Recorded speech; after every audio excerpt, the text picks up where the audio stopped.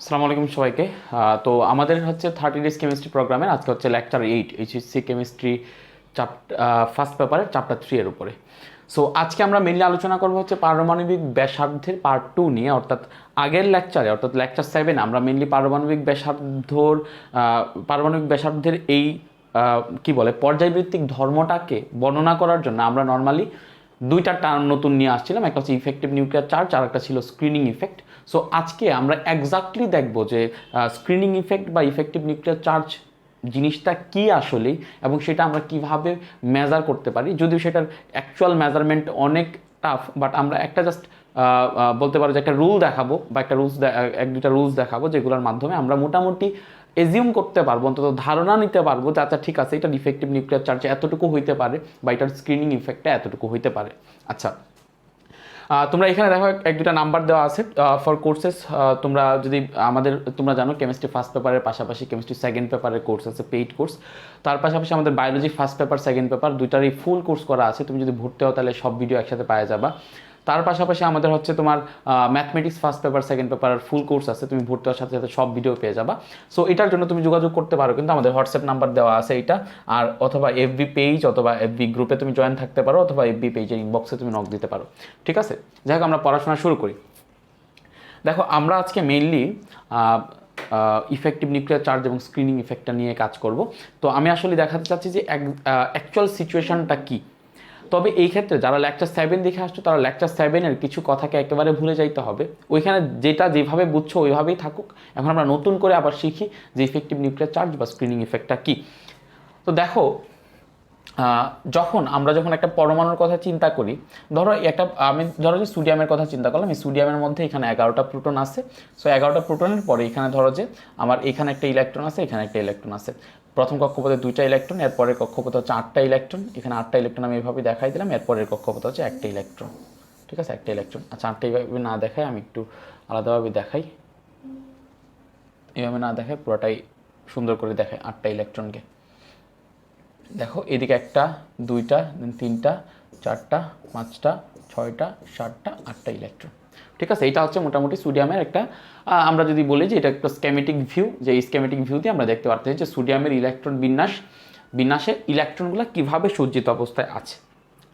এখন দেখো পরমাণুর সাইজ কীরকম হবে সেটার জন্য দুইটা ফ্যাক্টর অ্যাকচুয়ালি কাজ করে। একটা হচ্ছে নিউক্লিয়াসে যে পজিটিভ চার্জ আছে সেটা কতটুকু আকর্ষণ করতেছে। একটা হচ্ছে কি, আমি বলতে পারি যে নিউক্লিয়ার চার্জের আকর্ষণটাকে না নিয়ে আমি বলতে পারি যে নিউক্লিয়ার চার্জ কতটুকু। কারণ এখানে 11টা প্রোটন না থাকলে, সিম্পল কনসেপ্ট আমি বলি, এখানে 11টা প্রোটন না থেকে যদি এখানে 12টা প্রোটন থাকতো, তাইলে এই 12টা প্রোটন এই ইলেকট্রনগুলোকে একটু বেশি বলে আকর্ষণ করতো, রাইট? তাদের মধ্যকার বলের পরিমাণটা একটু বেশি হইতো। এখানে যদি 20টা প্রোটন থাকতো, তাহলে 20টা প্রোটন, আমি একটা ইলেকট্রনের সাপেক্ষে যদি চিন্তা করি, একটা ইলেকট্রনকে যেই বলে আকর্ষণ করতো, 11টা প্রোটন কিন্তু তার থেকে কম বলে আকর্ষণ করতেছে। অর্থাৎ আমরা এখানে বলটা নির্ণয় করাটা অনেক টাফ, আমাদের যাইতে হবে এখানে কুলম্ব ফোর্স আমাদের হিসাব করতে হবে, অনেক কিছু করতে হবে। এটা না হিসাব করে আমি সোজাসুজি একটা কনসেপ্ট বলতে পারি যে নিউক্লিয়ার চার্জ, এটা হচ্ছে মেইন আইডেন্টিফিকেশন পয়েন্ট বা মেইন পয়েন্ট, যেটা দিয়ে আমরা ডিটারমিন করতে পারি যে আচ্ছা ঠিক আছে, নিউক্লিয়ার চার্জ যদি বেশি হয় তাহলে তার আকর্ষণ শক্তিটা বেশি হবে, নিউক্লিয়ার চার্জ যদি কম হয় তাহলে তার আকর্ষণ শক্তিটা কম হবে। ব্যাপারটা সিম্পল। দেখো এখানে যদি নিউক্লিয়ার চার্জ 11টা প্রোটন না থেকে যদি 12টা প্রোটন থাকতো বা 13টা প্রোটন থাকতো, এখানের একটা ইলেকট্রনের প্রতি তার আকর্ষণটা আগের থেকে বেশি হইতো। যে কোনো ইলেকট্রন, আমি এখানে শেষ কক্ষপথ এখন বিবেচনা করব না, যে কোনো কক্ষপথের ইলেকট্রনের প্রতি তার আকর্ষণটা বেশি হইতো।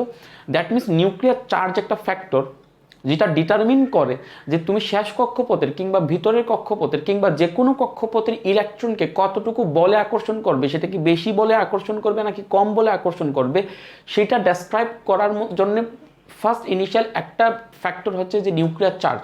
তোমার নিউক্লিয়ার চার্জ যত বেশি হবে তত তুমি শেষ কক্ষপথ বা মাঝখানে যে কোনো কক্ষপথের ইলেকট্রনকে বেশি বলে আকর্ষণ করতে পারবা।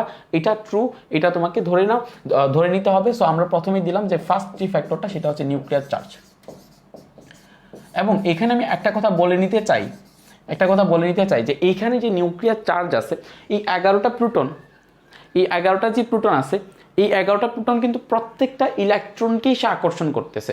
ধরো আমি যদি এই ইলেকট্রনের কথা চিন্তা করি, তাহলে এই ইলেকট্রনকে সেই 11টা প্রোটনই আকর্ষণ করতেছে, আবার এই ইলেকট্রনকে সেই 11টা প্রোটনই আকর্ষণ করতেছে, আবার এই ইলেকট্রনকে সেই 11টা প্রোটনই আকর্ষণ করতেছে, এই ইলেকট্রনকে সেই 11টা প্রোটনে আকর্ষণ করতেছে, এই ইলেকট্রনকে সেই 11টা প্রোটনে আকর্ষণ করতেছে, আবার এই ইলেকট্রনকে সেই 11টা প্রোটনে আকর্ষণ করতেছে। দ্যাট মিনস এদিকে যে আকর্ষণটা সেটা ডিস্ট্রিবিউট হয়ে যাচ্ছে না, সেটা প্রত্যেকটা ইলেকট্রনের জন্য সেই 11টা ইলেকট্রনই বরাদ্দ। প্রথমত কথা কি, যে এখানে তুমি এখানে ধরো যে কোনো একটা যদি ইলেকট্রন নাও, তাহলে সেই ইলেকট্রন এবং সেই 11টা প্রোটনের মধ্যকার একটা ফোর্স তুমি সেখানে করতে পারবা, বের করতে পারবা। এবং এইখানে যে ফোর্সটা এক্সিস্ট করতেছে 11টা প্রোটনের জন্য, তুমি যদি এই ইলেকট্রনের আর এই প্রোটনগুলোর ফোর্স নির্ণয় করতে চাও, তাহলে তোমার সেই 11টা ওই প্রোটনের জন্যই সেই একটা ইলেকট্রনের জন্য কতটুকু ফোর্স সেটা তোমাকে বের করতে হবে। দ্যাট মিনস আমি যে কথাটা মাথায় ঢুকায় নিতে চাচ্ছি, আগের লেকচারের সাথে নাইলে কন্ট্রাডিক্টেড হয়ে যাইতো, তোমার মাথা উল্টাপাল্টা হয়ে যেত, কারণ ওইখানে আমরা ইফেক্টিভ নিউক্লিয়ার চার্জ ডিস্ট্রিবিউট হিসেবে বের করছি যে আচ্ছা দুইটা ইলেকট্রনের জন্য প্রোটন আছে এতটা, একটা ইলেকট্রনের জন্য প্রোটন আছে কতটা। ওই জিনিসটা আসলেই ট্রু না। ট্রু ফ্যাক্ট কি? ট্রু ফ্যাক্ট হচ্ছে যে এখানে আলটিমেটলি যেই প্রতিটা ইলেকট্রনের জন্য 11টা প্রোটনই বরাদ্দ। ফর এভরি ইলেকট্রন, এখানে নিউক্লিয়ার চার্জের মধ্যে যতটা চার্জ আছে ঠিক ততটা চার্জেই বরাদ্দ। দ্যাট মিনস একটা হচ্ছে নিউক্লিয়ার চার্জ, আমি যদি বলি এইখানের ইলেকট্রনটাকে কতগুলা চার্জ আকর্ষণ করতেছে 11টা, এখানের জন্য কত টাকা আকর্ষণ করতেছে 11টা, এখানের জন্য কতটা আকর্ষণ করতেছে 11টা, এখানের জন্য কতটা করতেছে 11টা, এখানের জন্য কতটা করতেছে 11টা। ফর এভরি ইলেকট্রন 11টা নিউক্লিয়ার চার্জ তাদেরকে আকর্ষণ করতেছে। ঠিক আছে, এটাকে বলা হয় নিউক্লিয়ার চার্জ। এবং কেন আমরা সেই ফ্যাক্টরটা আনলাম, কারণ আমরা জানি যে নিউক্লিয়ার চার্জ যত বাড়বে ইলেকট্রনের প্রতি আকর্ষণ তত বাড়বে এবং পরমাণুটা কি হইতে থাকবে, তত সংকুচিত হইতে থাকবে। আচ্ছা, এটা গেল হচ্ছে নিউক্লিয়ার চার্জ সম্পর্কিত কথাবার্তা। এরপরে যে কথাবার্তাটা আসবে সেটা হচ্ছে স্ক্রিনিং ইফেক্ট বা শিল্ডিং ইফেক্ট, যেটা নিয়ে আমরা কথা বলতেছিলাম। স্ক্রিনিং ইফেক্ট বা শিল্ডিং ইফেক্ট, স্ক্রিনিং ইফেক্ট বা এটাকে বলা হয় শিল্ডিং ইফেক্ট। এখন শিল্ডিং ইফেক্টের সম্পর্কে আরও একটু বেশি জানতে হবে, কারণ গত ক্লাসে আমি বলছিলাম যে শেষ কক্ষপথের আগের কক্ষপথে শুধুমাত্র স্ক্রিনিং ইফেক্ট দিতে পারতেছে, এর ভিতরের কক্ষপথগুলোকে আমি বলতেছিলাম যে এরা স্ক্রিনিং ইফেক্ট দেয় না। অ্যাকচুয়ালি কথাটা ট্রু না। ট্রু হচ্ছে যে এভরি ইলেকট্রন, এখানে ধরো যে এখানের যতগুলা ইলেকট্রন আছে, আমি যদি শেষ কক্ষপথের সাপেক্ষে চিন্তা করি, এই শেষ কক্ষপথের আগে যতগুলা কক্ষপথ আছে, এভরি কক্ষপথ প্রতিটা শক্তি স্তরের প্রতিটা ইলেকট্রনই সেখানে স্ক্রিনিং ইফেক্ট শো করতেছে বা স্ক্রিনিং ইফেক্ট সে অ্যাপ্লাই করতেছে। জিনিসটা আমি তোমাকে বুঝাই। নিউক্লিয়ার চার্জ যদি বাড়ে তাহলে পরমাণুর আকার কি হতে থাকবে, ছোট হইতে থাকবে, কারণ আকর্ষণ বাড়তে থাকবে, ছোট হইতে থাকবে। স্ক্রিনিং ইফেক্ট যদি বাড়ে তাহলে কি হবে, বা স্ক্রিনিং ইফেক্টটা এক্স্যাক্টলি কি কোন টাইপে কাজ করে। দেখো, স্ক্রিনিং ইফেক্টটা এক্স্যাক্টলি কয়েকটা টাইপে কাজ করে, কয়েকটা ভাবে কাজ করে। এবং স্ক্রিনিং ইফেক্টের কাজটাই হচ্ছে যে সে ওই নিউক্লিয়ার চার্জটা, যতটুকু নিউক্লিয়ার চার্জ আকর্ষণ করার কথা ছিল সেটাকে বাধা দিবে, বাধা দিয়ে সে আলটিমেটলি ওই পরমাণুটাকে বড় করে দিতে চাইবে। কেন বড় করে দিতে চাইবে তুমি চিন্তা করে দেখো। আমি যেটা বলতেছিলাম যে স্ক্রিনিং ইফেক্ট কারা দেয়, যে শেষ কক্ষপথের আগের কক্ষপথের ইলেকট্রন, আগের কক্ষপথের না, এর আগে যত কক্ষপথ আছে সকল কক্ষপথেই স্ক্রিনিং ইফেক্ট শো করে। যেমন এই কক্ষপথে যেই দুটা ইলেকট্রন তুমি দেখতেছো, সেই দুটা ইলেকট্রন কি করবে, এই ইলেকট্রনটাকে কি করবে, তোমার আলটিমেটলি ফোর্স করবে কিনা, এই ইলেকট্রনটাকে কি তোমার বাহিরের দিকে বিকর্ষণ করবে কিনা। তাহলে বাহিরের দিকে যদি বিকর্ষণ করে, পরমাণুর আকারটা কি হয়ে যাবে, তোমার বেশি বড় হয়ে যাবে। এখন তুমি বলতে পারো হ্যাঁ পরমাণুর আকার তো এই সাইডে বড় হবে, এই সাইডে তো বড় হবে না। আরে ভাই, ইলেকট্রন তো স্থির না, ইলেকট্রন তো ঘুরতেছে। তো ইলেকট্রনটা যদি এই সাইডে থাকলো, এই সাইডে একবার বড় হইলো, আবার ইলেকট্রনটা এই সাইডে আসলো, এই সাইডে সে বিকর্ষণ করলো, একবার বড় হইলো, তো আলটিমেটলি পুরো জিনিসটাই তো বড় হয়ে যাবে, কারণ ইলেকট্রন তো এই জায়গাটাতে স্টেবল না, ইলেকট্রন তো এই জায়গাটাতে ঘুরতেছে। সো এখানে যে বিকর্ষণটা সেটা লোকালাইজড না, সেটা পুরাটা জায়গার মধ্যে সেই, অর্থাৎ তুমি ধরতে পারো যে পুরাটা কক্ষপথের উপর একটা বিকর্ষণ কাজ করতেছে। সো পুরাটা কক্ষপথ এক্সপ্যান্ড হয়ে যাচ্ছে সব দিক থেকে, শুধু একটা দিক থেকে না। অনেক সময় স্টুডেন্টদের মাথায়, আমি জানি যখন আমি স্ক্রিনিং ইফেক্ট পড়াইতে যাই, স্টুডেন্টদের মাথায় এই জিনিসটা চলে আসে যে আরে ভাই আপনি দেখাইতেছেন যে একটা ইলেকট্রনকে বিকর্ষণ করতে, তাহলে এই ইলেকট্রনটা কক্ষপথেের যেই অংশে আছে ততটুকু অংশ এক্সপ্যান্ড হয়ে যাইতো, আপনি পুরা কক্ষপথ বড় হয়ে যাইতেছে, সেটা আপনি কেমনে বুঝেন, পুরা কক্ষপথ কেমনে বড় হয়ে যায়। আরে ভাই, ইলেকট্রন তো ওই জায়গাটাতে স্টেবল না, ইলেকট্রন এখন এই জায়গাটাতে আছে, একটু পরে এই জায়গাটাতে আসবে, তখন বিকর্ষণ হবে এই সাইড বরাবর, ইলেকট্রন একটু পরে এই সাইডে আসবে, তখন বিকর্ষণ আসবে এই বরাবর, ইলেকট্রন একটু পরে এই সাইডে আসবে, তখন বিকর্ষণ হবে এই বরাবর। অর্থাৎ এভরি ডিরেকশন থেকে সেই বিকর্ষণটা আসে। এখন সেই বিকর্ষণটা কিন্তু ইলেকট্রনকে যে বাহিরের দিকে পুশ করাটা, অর্থাৎ আমি ইলেকট্রন না বলে যদি বলি কক্ষপথকে বাহিরের দিকে পুশ করাটা, সেটা কিন্তু ভিতরের যে কোনো কক্ষপথের ইলেকট্রনে সেই কাজটা করে। যেমন এই ইলেকট্রনটাও সেটাকে করতেছে, এই ইলেকট্রনটা সেখানে করতেছে, ইভেন এইখানের যে কক্ষপথের ইলেকট্রনগুলো আছে সেইগুলো বাইরের দিকে ফোর্স করতেছে, বিকর্ষণ করতেছে। ফর এভরি ইলেকট্রন সেখানে তোমার কি করতেছে, তোমার সেখানে বিকর্ষণ করতেছে এবং আলটিমেটলি কি করতেছে, কক্ষপথটাকে বড় করে দিতে চাইতেছে। দ্যাট মিনস স্ক্রিনিং ইফেক্ট শুধুমাত্র শেষ কক্ষপথের আগের কক্ষপথেই দেয় না, বরং স্ক্রিনিং ইফেক্ট শেষ কক্ষপথের আগের কক্ষপথের যত কক্ষপথ আছে সকল কক্ষপথেই স্ক্রিনিং ইফেক্ট শো করবে। ইভেন ধরো এটা হচ্ছে 12+ এবং এখানে দুইটা ইলেকট্রন আছে, শেষ কক্ষপথে দুইটা ইলেকট্রন আছে, এটা ম্যাগনেসিয়াম ধরো। সো ধরো কোনো একটা কক্ষপথে যদি আমরা দেখাইতেছি যে ওই কক্ষপথের ভিতরের কক্ষপথগুলো তোমার কি দেখাইতেছে, স্ক্রিনিং ইফেক্ট দেখাইতেছে, তাই না? ভিতরের কক্ষপথগুলো ধরো এরকম একটা ইলেকট্রন ন্যাশ করলাম, যাই হোক, এটা স্ক্রিনিং ইফেক্ট শো করতেছে। কিন্তু বাস্তব কথা হচ্ছে যে নিজের কক্ষপথে থাকা ইলেকট্রনগুলোও কিন্তু স্ক্রিনিং ইফেক্ট শো করে। স্ক্রিনিং ইফেক্ট মানে কি, ইলেকট্রনগুলো একে অপরকে বিকর্ষণ করে ওইটাকে বড় করে দিতে চাইতেছে, পরমাণুটাকে বড় করে দিতে চাইতেছে। আমি আবার বলতে দিতেছি, কেউ যদি লেকচার 7 না দেখে আসো, লেকচার 8 কিন্তু ভালোভাবে বুঝবে না। সো ধরো এখানে যদি দুইটা ইলেকট্রন থাকে, সেম কক্ষপথে যদি দুইটা ইলেকট্রন থাকে, তখন সেম কক্ষপথের ইলেকট্রনগুলাও পরমাণুর সাইজটাকে বড় করে দিতে চায়। কেন দিতে চায় সেটা কারণ দেখো, এই যে ইলেকট্রনটা আছে, এখানে যে ইলেকট্রনটা আছে, সেই এই ইলেকট্রনটাকে বিকর্ষণ করে। দেখো এই ইলেকট্রনটাকে বিকর্ষণ করতেছে, রাইট? তো এই ইলেকট্রনটা যদি এই ইলেকট্রনটাকে বিকর্ষণ করে, তাহলে কি হবে আলটিমেটলি? সেম কক্ষপথের, কিন্তু তারা কিন্তু সেম কক্ষপথে অবস্থান করতেছে। তো সেম কক্ষপথের ইলেকট্রন একে অপরকেই বিকর্ষণ করতেছে। বিকর্ষণ করার কারণে কি এই জায়গাটা কি এক্সপান্ড হয়ে যাবে? এখন তুমি মনে করতে পারো এই জায়গা এক্সপান্ড হবে না, এই পুরো কক্ষপথ এক্সপান্ড হয়ে যাবে। কেন কক্ষপথ এক্সপান্ড হবে? এই ইলেকট্রন যখন সেম কক্ষপথের ইলেকট্রনকে বিকর্ষণ করতেছে, এই বিকর্ষণটা কিন্তু শুধুমাত্র লোকালাইজড না, ইলেকট্রন একটু পরে ঘুরে ঘুরে এই জায়গায় আসবে, এই ইলেকট্রন এই জায়গায় যাবে, তখন তাদের এই জায়গাটা এক্সপান্ড হবে। অর্থাৎ পুরাটা কক্ষপথ আলটিমেটলি, তুমি যদি চিন্তা করো, পুরাটা কক্ষপথ আলটিমেটলি এক্সপান্ড হয়ে যাবে। দ্যাট মিনস এই যে আমরা বলতেছিলাম যে স্ক্রিনিং ইফেক্ট, যেটা যে ইলেকট্রন একটাকে বিকর্ষণ করার কারণে পরমাণুর আকারটা বড় হয়ে যাইতে চায়, এই জিনিসটা যে কাজ করে, এই জিনিসটা শুধুমাত্র একটা কক্ষপথের আগের সকল কক্ষপথ না, বরং আমি বলতে পারি একটি ইলেকট্রনের সাপেক্ষে এর আশেপাশের সকল ইলেকট্রন তোমার কি করে, সেই স্ক্রিনিং ইফেক্টটা শো করে। এর ভিতরের সকল ইলেকট্রন প্লাস তার পাশে যত ইলেকট্রন আছে সকল, এখানে যদি আরও একটা ইলেকট্রন থাকতো তাহলে এটাও কি করতো, এটাকে বিকর্ষণ করতো, তাই না? এটাকে বিকর্ষণ করতো। আমি যদি এই ইলেকট্রনের সাপেক্ষে ধরি, তাহলে এটাকে বিকর্ষণ করতো, এটাকে বিকর্ষণ করতো। অর্থাৎ এই সবার মধ্যে একটা বিকর্ষণের কারণে এই কক্ষপথটা কি হয়ে যাইতে থাকতো, বড় হয়ে যাইতে থাকতো, ঠিক আছে? সো দ্যাট মিনস এই বেসিকটা যদি তোমাদের মাথায় ঢুকে যে ভাইয়া এখানে নিউক্লিয়ার চার্জ একটা ফ্যাক্টর, আর একটা স্ক্রিনিং ইফেক্ট বা শিল্ডিং ইফেক্ট একটা ফ্যাক্টর, বা আচ্ছাদন প্রভাব, সেই আচ্ছাদন প্রভাব একটা ফ্যাক্টর, যে ফ্যাক্টরটা কাজ করতেছে পরমাণু সাইজটাকে বড় করে দেওয়ার জন্য। অর্থাৎ স্ক্রিনিং ইফেক্ট চাচ্ছে কি পরমাণু সাইজটাকে বড় করে দিতে, আর নিউক্লিয়ার চার্জ কি চাচ্ছে পরমাণু সাইজটাকে ছোট করে দিতে। কারণ আমরা দেখতেছি যে নিউক্লিয়ার চার্জ আমার যত বাড়বে তত আলটিমেটলি শেষ কক্ষপথের ইলেকট্রনের প্রতি আমার আকর্ষণ বাড়বে এবং পরমাণুটা আস্তে আস্তে কী হয়ে যেতে থাকবে, সংকুচিত হয়ে যেতে থাকবে।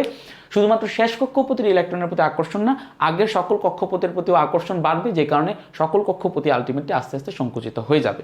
এটা হচ্ছে মেইন এক্সাক্ট জিনিস।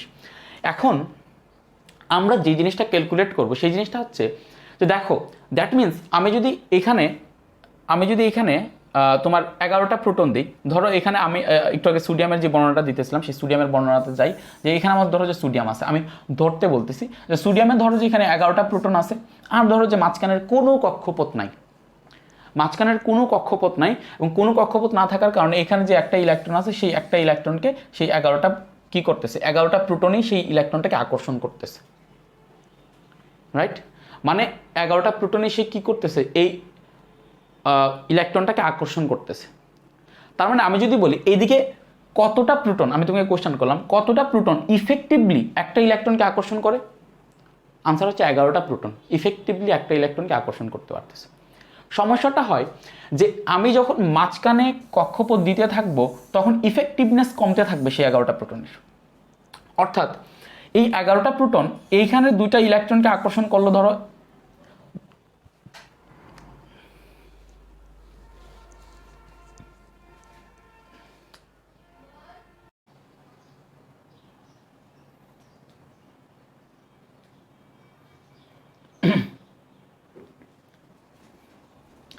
আচ্ছা, তো আমরা যে বিষয়টা নিয়ে আলোচনা করতেছিলাম সেটা হচ্ছে যে ধরো আমার হাতে একটা সোডিয়াম আছে এবং আমি তোমাকে ইমাজিন করতে বলতেছিলাম যে ধরো এদিকে একটা সোডিয়াম আছে, এদিকে একটা সোডিয়াম, এবং সোডিয়ামের 11টা প্রোটন আছে।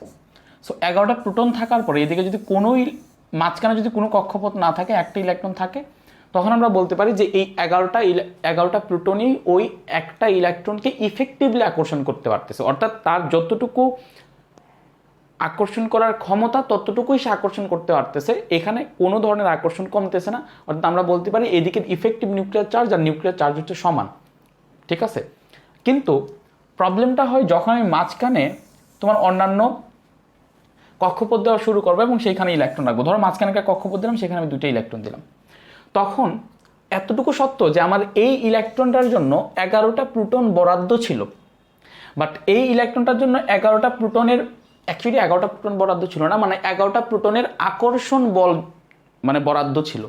বাট 11টা প্রোটনের আকর্ষণ বল এখানে বরাদ্দ থাকলেও যখন এই মাঝখানের যে ইলেকট্রনগুলো আছে সেই ইলেকট্রনগুলো যখন এই ইলেকট্রনটাকে বিকর্ষণ করা শুরু করলো, তখন এই বরাবর নিউক্লিয়াসের যতটুকু আকর্ষণ করার ক্ষমতা ছিল ততটুকু কমে গেল। কেন? কারণ দেখো এইদিকে প্রোটনগুলো কি চাই, প্রোটনগুলো কি চাইতেছে ইলেকট্রনটাকে আকর্ষণ করতে, ইলেকট্রনকে আকর্ষণ করে তার নিজের দিকে নিয়ে আসতে, অর্থাৎ একটা ইলেকট্রন, আমি তোমাকে জিনিসটা দেখাই, একটা ইলেকট্রন, এখানে একটা ইলেকট্রন আছে, এখানে একটা ইলেকট্রন, এই ইলেকট্রনটার উপর ধরো 11টা প্রোটনে একটা ফোর্স দিতেছে, 11টা প্রোটনে একটা ফোর্স দিতেছে, 11টা প্রোটনে একটা ফোর্স দিতেছে এবং ফোর্সটা ধরো যে এই বরাবর একটা ফোর্স দিতেছে, এটা 11টা প্রোটনের ফোর্স, সরি এটা তো 11টা প্রোটনে এই বরাবর ফোর্সটা তো নিউক্লিয়াস বরাবর, সরি নিউক্লিয়াস বরাবর, ধরো এদিকে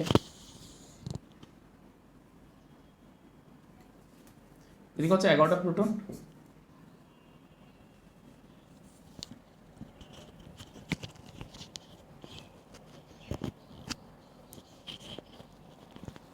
এদিকে হচ্ছে 11টা প্রোটন। এই 11টা প্রোটন কি করতেছে, এই ধরো এই একটা ইলেকট্রনকে তার নিচ বরাবর একটা ফোর্স দিতেছে। এখন এই যে একটা ইলেকট্রন, সেই ইলেকট্রনের বরাবর এই বরাবর একটা ফোর্স আসতেছে, 11টা প্রোটনের ফোর্স। কিন্তু যখন ইলেকট্রনগুলো অন্য ইলেকট্রনগুলো যখন বিকর্ষণ করা শুরু করলো, তখন বিকর্ষণ করা শুরু করলে ইলেকট্রনগুলো তার অপোজিট ডিরেকশন বরাবর বিকর্ষণ করা শুরু করলো। তার কোন ডিরেকশন বরাবর? তার অপোজিট ডিরেকশন বরাবর বিকর্ষণ করা শুরু করলো। দ্যাট মিনস এইদিকে 11টা প্রোটনের যতটুকু আকর্ষণ করার কথা ছিল, আমি যদি নেট হিসাব করি যে নেট কতটুকু আকর্ষণ করতে হয়, তাহলে নেট আকর্ষণটা কমে যাবে। কেন কমে যাবে? যে এখানে 11টি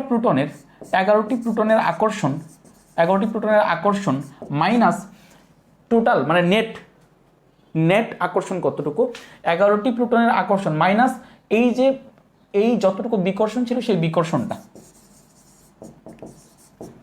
এটা হচ্ছে তার নেট। তখন একটা রেজাল্ট আসবে যেটার উপর নেট কতটুকু আকর্ষণ বল প্রযুক্ত হচ্ছে। আমরা যেটা বলি যে আমরা তো এখানে নর্মালি আকর্ষণ বল বের করতেছি না, কারণ এটা করতে গিয়ে অনেক হাবি যাবে, আরও অনেক ডিটেলস হিসেবে যাইতে হবে। দেখছো আমরা যে কাজটা করি, আমরা বলি কি যে আকর্ষণ না হিসাব করে নিউক্লিয়ার চার্জ হিসাব করি, যে একটা জায়গায় নিউক্লিয়ার চার্জ বেশি থাকলে সেই জায়গায় আকর্ষণ বেশি থাকবে, একটা জায়গায় নিউক্লিয়ার চার্জ কম থাকলে সেই জায়গায় আকর্ষণ কম থাকবে। সো আমরা যে কাজটা করি সেটা হচ্ছে এইখানে যে নিউক্লিয়ার চার্জ কোনো একটা জায়গায় আকর্ষণ কমে যাওয়া মানে কি, কমে যাওয়া মানে হচ্ছে তার উপর নিউক্লিয়ার চার্জ কমে যাওয়া। সুদা হিসাব তুমি দেখো, একটা জায়গায় নিউক্লিয়ার চার্জ বাড়তেছে মানে আকর্ষণ বাড়তেছে, তার মানে কোনো একটা জায়গায় আকর্ষণ কমে যাওয়া মানে নিউক্লিয়ার চার্জও কমে যাওয়া। সো আমরা হচ্ছে এই ফ্যাক্টরটা নিয়ে এখানে কাজ করি যে এইখানে 11টা প্রোটনের আকর্ষণ করার কথা ছিল, বাট 11টা প্রোটনে যতটুকু বলে আকর্ষণ করতো ঠিক ততটুকু বলেই সেখানে ইফেক্টিভ হচ্ছে না। ইফেক্টিভ হচ্ছে কতটুকু? 11টা প্রোটনে যতটুকু আকর্ষণ করতো মাইনাস বিকর্ষণ, সেই বিকর্ষণের সোর্সটা কি? স্ক্রিনিং ইফেক্টের কারণে যতটুকু ফোর্স বিকর্ষিত হচ্ছে সেটা মাইনাস যাচ্ছে, মাইনাস যাওয়ার পরে একটা আকর্ষণ থাকতেছে, সেই আকর্ষণটা। দ্যাট মিনস 11টা প্রোটনে যতটুকু আকর্ষণ করতে পারতো সেই আকর্ষণটা কমে যাচ্ছে, সেই আকর্ষণের মানটা কমে যাচ্ছে, অর্থাৎ আকর্ষণ বলের মানটা কমে যাচ্ছে। এই যে আকর্ষণ বলের মানটা কমে যাওয়ার পরেও যতটুকু আকর্ষণ বিরাজ করতেছে সেটাকে আমরা বলবো ইফেক্টিভ নিউক্লিয়ার অ্যাট্রাকশন। মানে ইফেক্টিভলি ওই নিউক্লিয়াসটাকে, ওই ইলেকট্রনটাকে নিউক্লিয়াস যতটুকু বলে আকর্ষণ করতে পারতেছে সেটাকে বলা হয় ইফেক্টিভ নিউক্লিয়ার অ্যাট্রাকশন। কিন্তু আমরা তো এখানে আকর্ষণ নিয়ে কাজ করতেছি না, আমরা কাজ করতেছি নিউক্লিয়ার চার্জ নিয়ে। সো আকর্ষণ কমে যাওয়া মানে বোঝায় যে নিউক্লিয়ার চার্জ কমে যাওয়া। যদিও চার্জ কমতেছে না, চার্জ ঠিকই থাকতেছে। দেখো এখানে কিন্তু চার্জ কমতেছে না, চার্জ ঠিকই থাকতেছে 11টা, কিন্তু তাদের আকর্ষণ বল কমে যাচ্ছে। যেহেতু চার্জ কমলে আকর্ষণ বল কমে, সেহেতু আকর্ষণ বল যেহেতু এদিকে কমে যাচ্ছে, আমি ধরে নিতে পারতেছি যে চার্জ কমে যাচ্ছে। সো 11টা প্রোটনে যতটুকু আকর্ষণ করত, দেখা গেল যে পরবর্তীতে স্ক্রিনিং ইফেক্ট ডেভেলপ করার পরে আকর্ষণ বলের মানটা যখন কমে গেল, সেই যেই মানটা, যেই ভ্যালুটা আমরা পাইলাম, সেই ভ্যালুটা তার থেকে কম সংখ্যক প্রোটনে আকর্ষণ করত। অর্থাৎ সোজা হিসেব যদি আমি বলি তোমাকে, আমরা এখানে ইফেক্টিভ নিউক্লিয়ার চার্জটা যে কীভাবে হিসাব করব, ইফেক্টিভ নিউক্লিয়ার চার্জটা হচ্ছে আমার প্রোটন সংখ্যা জেড। আমি এই জেড স্টার বা জেড ইফেক্টিভ লেখা থাকতে পারে। জেড ইফেক্টিভ মানে প্রোটন সংখ্যা মাইনাস, অ্যাকচুয়ালি এটা প্রোটন সংখ্যা, যতগুলো প্রোটন সংখ্যা আছে ততগুলো প্রোটন সংখ্যা যতটুকু আকর্ষণ করে, মাইনাস আমার হয়তো বিকর্ষণ বল, স্ক্রিনিং ইফেক্টের কারণে বিকর্ষণ বল, বাট আমরা ওইটা হিসাব করতেছি না। আমরা হিসাব করতেছি যে জেট ইফেক্টিভ মানে কি, এই যে জেট আছে যতটুকু প্রোটন সংখ্যা মাইনাস আমার স্ক্রিনিং কনস্ট্যান্ট। স্ক্রিনিং কনস্ট্যান্টও হচ্ছে ঠিক ওই রকম একটা হিসেব আমরা যেটা করতেছি। যে স্ক্রিনিং এফেক্ট অ্যাকচুয়ালি কী করে, বিকর্ষণ করে, তাহলে সেখানে একটা বিকর্ষণ বল জড়িত থাকে। আমরা অ্যাকচুয়ালি বিকর্ষণ বলটা বের করি না, আমরা বের করি যদি একটা ইলেকট্রন আর একটা ইলেকট্রনকে বিকর্ষণ করে, তার মানে নিউক্লিয়াসের প্রতি আকর্ষণ কমে যায়। তার মানে নিউক্লিয়াসের প্রতি আকর্ষণ কমে যাওয়া মানে সেখানে চার্জ সংখ্যা কমে যায়। আমরা জাস্ট ওই চার্জটা হিসেব করি, ঠিক আছে, জাস্ট চার্জ দিয়ে হিসাব করি, জাস্ট একটা রিলেটিভ ভ্যালু আর কি, রিলেটিভ ভ্যালু। সো এটাকে বলা হয় screening constant. That means jet effective nuclear charge মানে কি, ইফেক্টিভ নিউক্লিয়ার চার্জ মানে হচ্ছে আমার যতগুলো প্রোটন সংখ্যা ছিল ততগুলো প্রোটন সংখ্যা মাইনাস ইফেক্টিভলি, দেখো এটার উপর ধরো যে 10 নিউটন বল দিতেছে আর এটার বিকর্ষণ দিতেছে 2 নিউটন বল, তাহলে ইফেক্টিভ বল কতটুকু, ইফেক্টিভ বল হচ্ছে তোমার 10 Newton minus 2 Newton 8 Newton, 10 minus 2 8 Newton আসছে, তাহলে 8 নিউটন হচ্ছে ইফেক্টিভলি এই যে নিউক্লিয়াসটা আছে সেই নিউক্লিয়াসটা ইফেক্টিভলি সেটাকে বা কার্যকরীভাবে এতটুকু তোমার টানতে পারতেছে, জাস্ট এই জিনিসটা। তো এই জিনিসটা আমরা কীভাবে হিসাব করবো তোমাকে দেখায় দিই। ইভেন একটা জিনিস মাথায় রাখো যে ইফেক্টিভ নিউক্লিয়ার চার্জ যত বাড়বে একটা পরমাণুর আকার তত ছোটো হইতে থাকবে। কারণ কি, কারণ ইফেক্টিভ নিউক্লিয়ার চার্জ কী করে, দেখো ইফেক্টিভ নিউক্লিয়ার চার্জ কী করে, ওই নিউক্লিয়াসের দিকে ইলেকট্রনটাকে টানতে থাকে। তাহলে ইফেক্টিভ নিউক্লিয়ার চার্জ যত বাড়বে পরমাণুর আকার কী হতে থাকবে, তত হ্রাস পাইতে থাকবে। সো এখন আমরা পরমাণুর আকার সম্পর্কিত যত ব্যাখ্যা দিব সব জায়গায় আমরা এই ইফেক্টিভ নিউক্লিয়ার চার্জ কথাটা আনবো, কারণ এটা হচ্ছে একটা ম্যাথমেটিক্যাল জিনিস যেটা দিয়ে তুমি দেখাইতে পারবে এক্স্যাক্টলি আসলেই যে সেখানে সংকুচিত যে হচ্ছে সেই ক্ষেত্রে ফ্যাক্টরটা ম্যাথমেটিক্যালি কাজ করতেছে। সেটার জন্য আমরা যে কাজটা করবো সেটা হচ্ছে ইফেক্টিভ নিউক্লিয়ার চার্জ কীভাবে হিসেব করে সেটা হিসাব করার জন্য দুইটা ভ্যালু আমার দরকার। দেখো একটা হচ্ছে জেট ইফেক্টিভ মানে আমরা কী পাবো, জেট হচ্ছে প্রোটন সংখ্যা, একটা পরমাণুতে কতটা প্রোটন সংখ্যা আছে সেটা আমরা সবাই জানি। সেই প্রোটন সংখ্যা মাইনাস আমাদের বের করতে হবে স্ক্রিনিং কনস্ট্যান্ট। আমরা জানি না স্ক্রিনিং কনস্ট্যান্ট কীভাবে বের করতে হয়। তো দেখো স্ক্রিনিং কনস্ট্যান্ট বের করার জন্য আমরা যে কাজটা করবো সেটা হচ্ছে তুমি এখানে একটা ডায়াগ্রাম আঁকো, এখানে তো 1 2 3 4।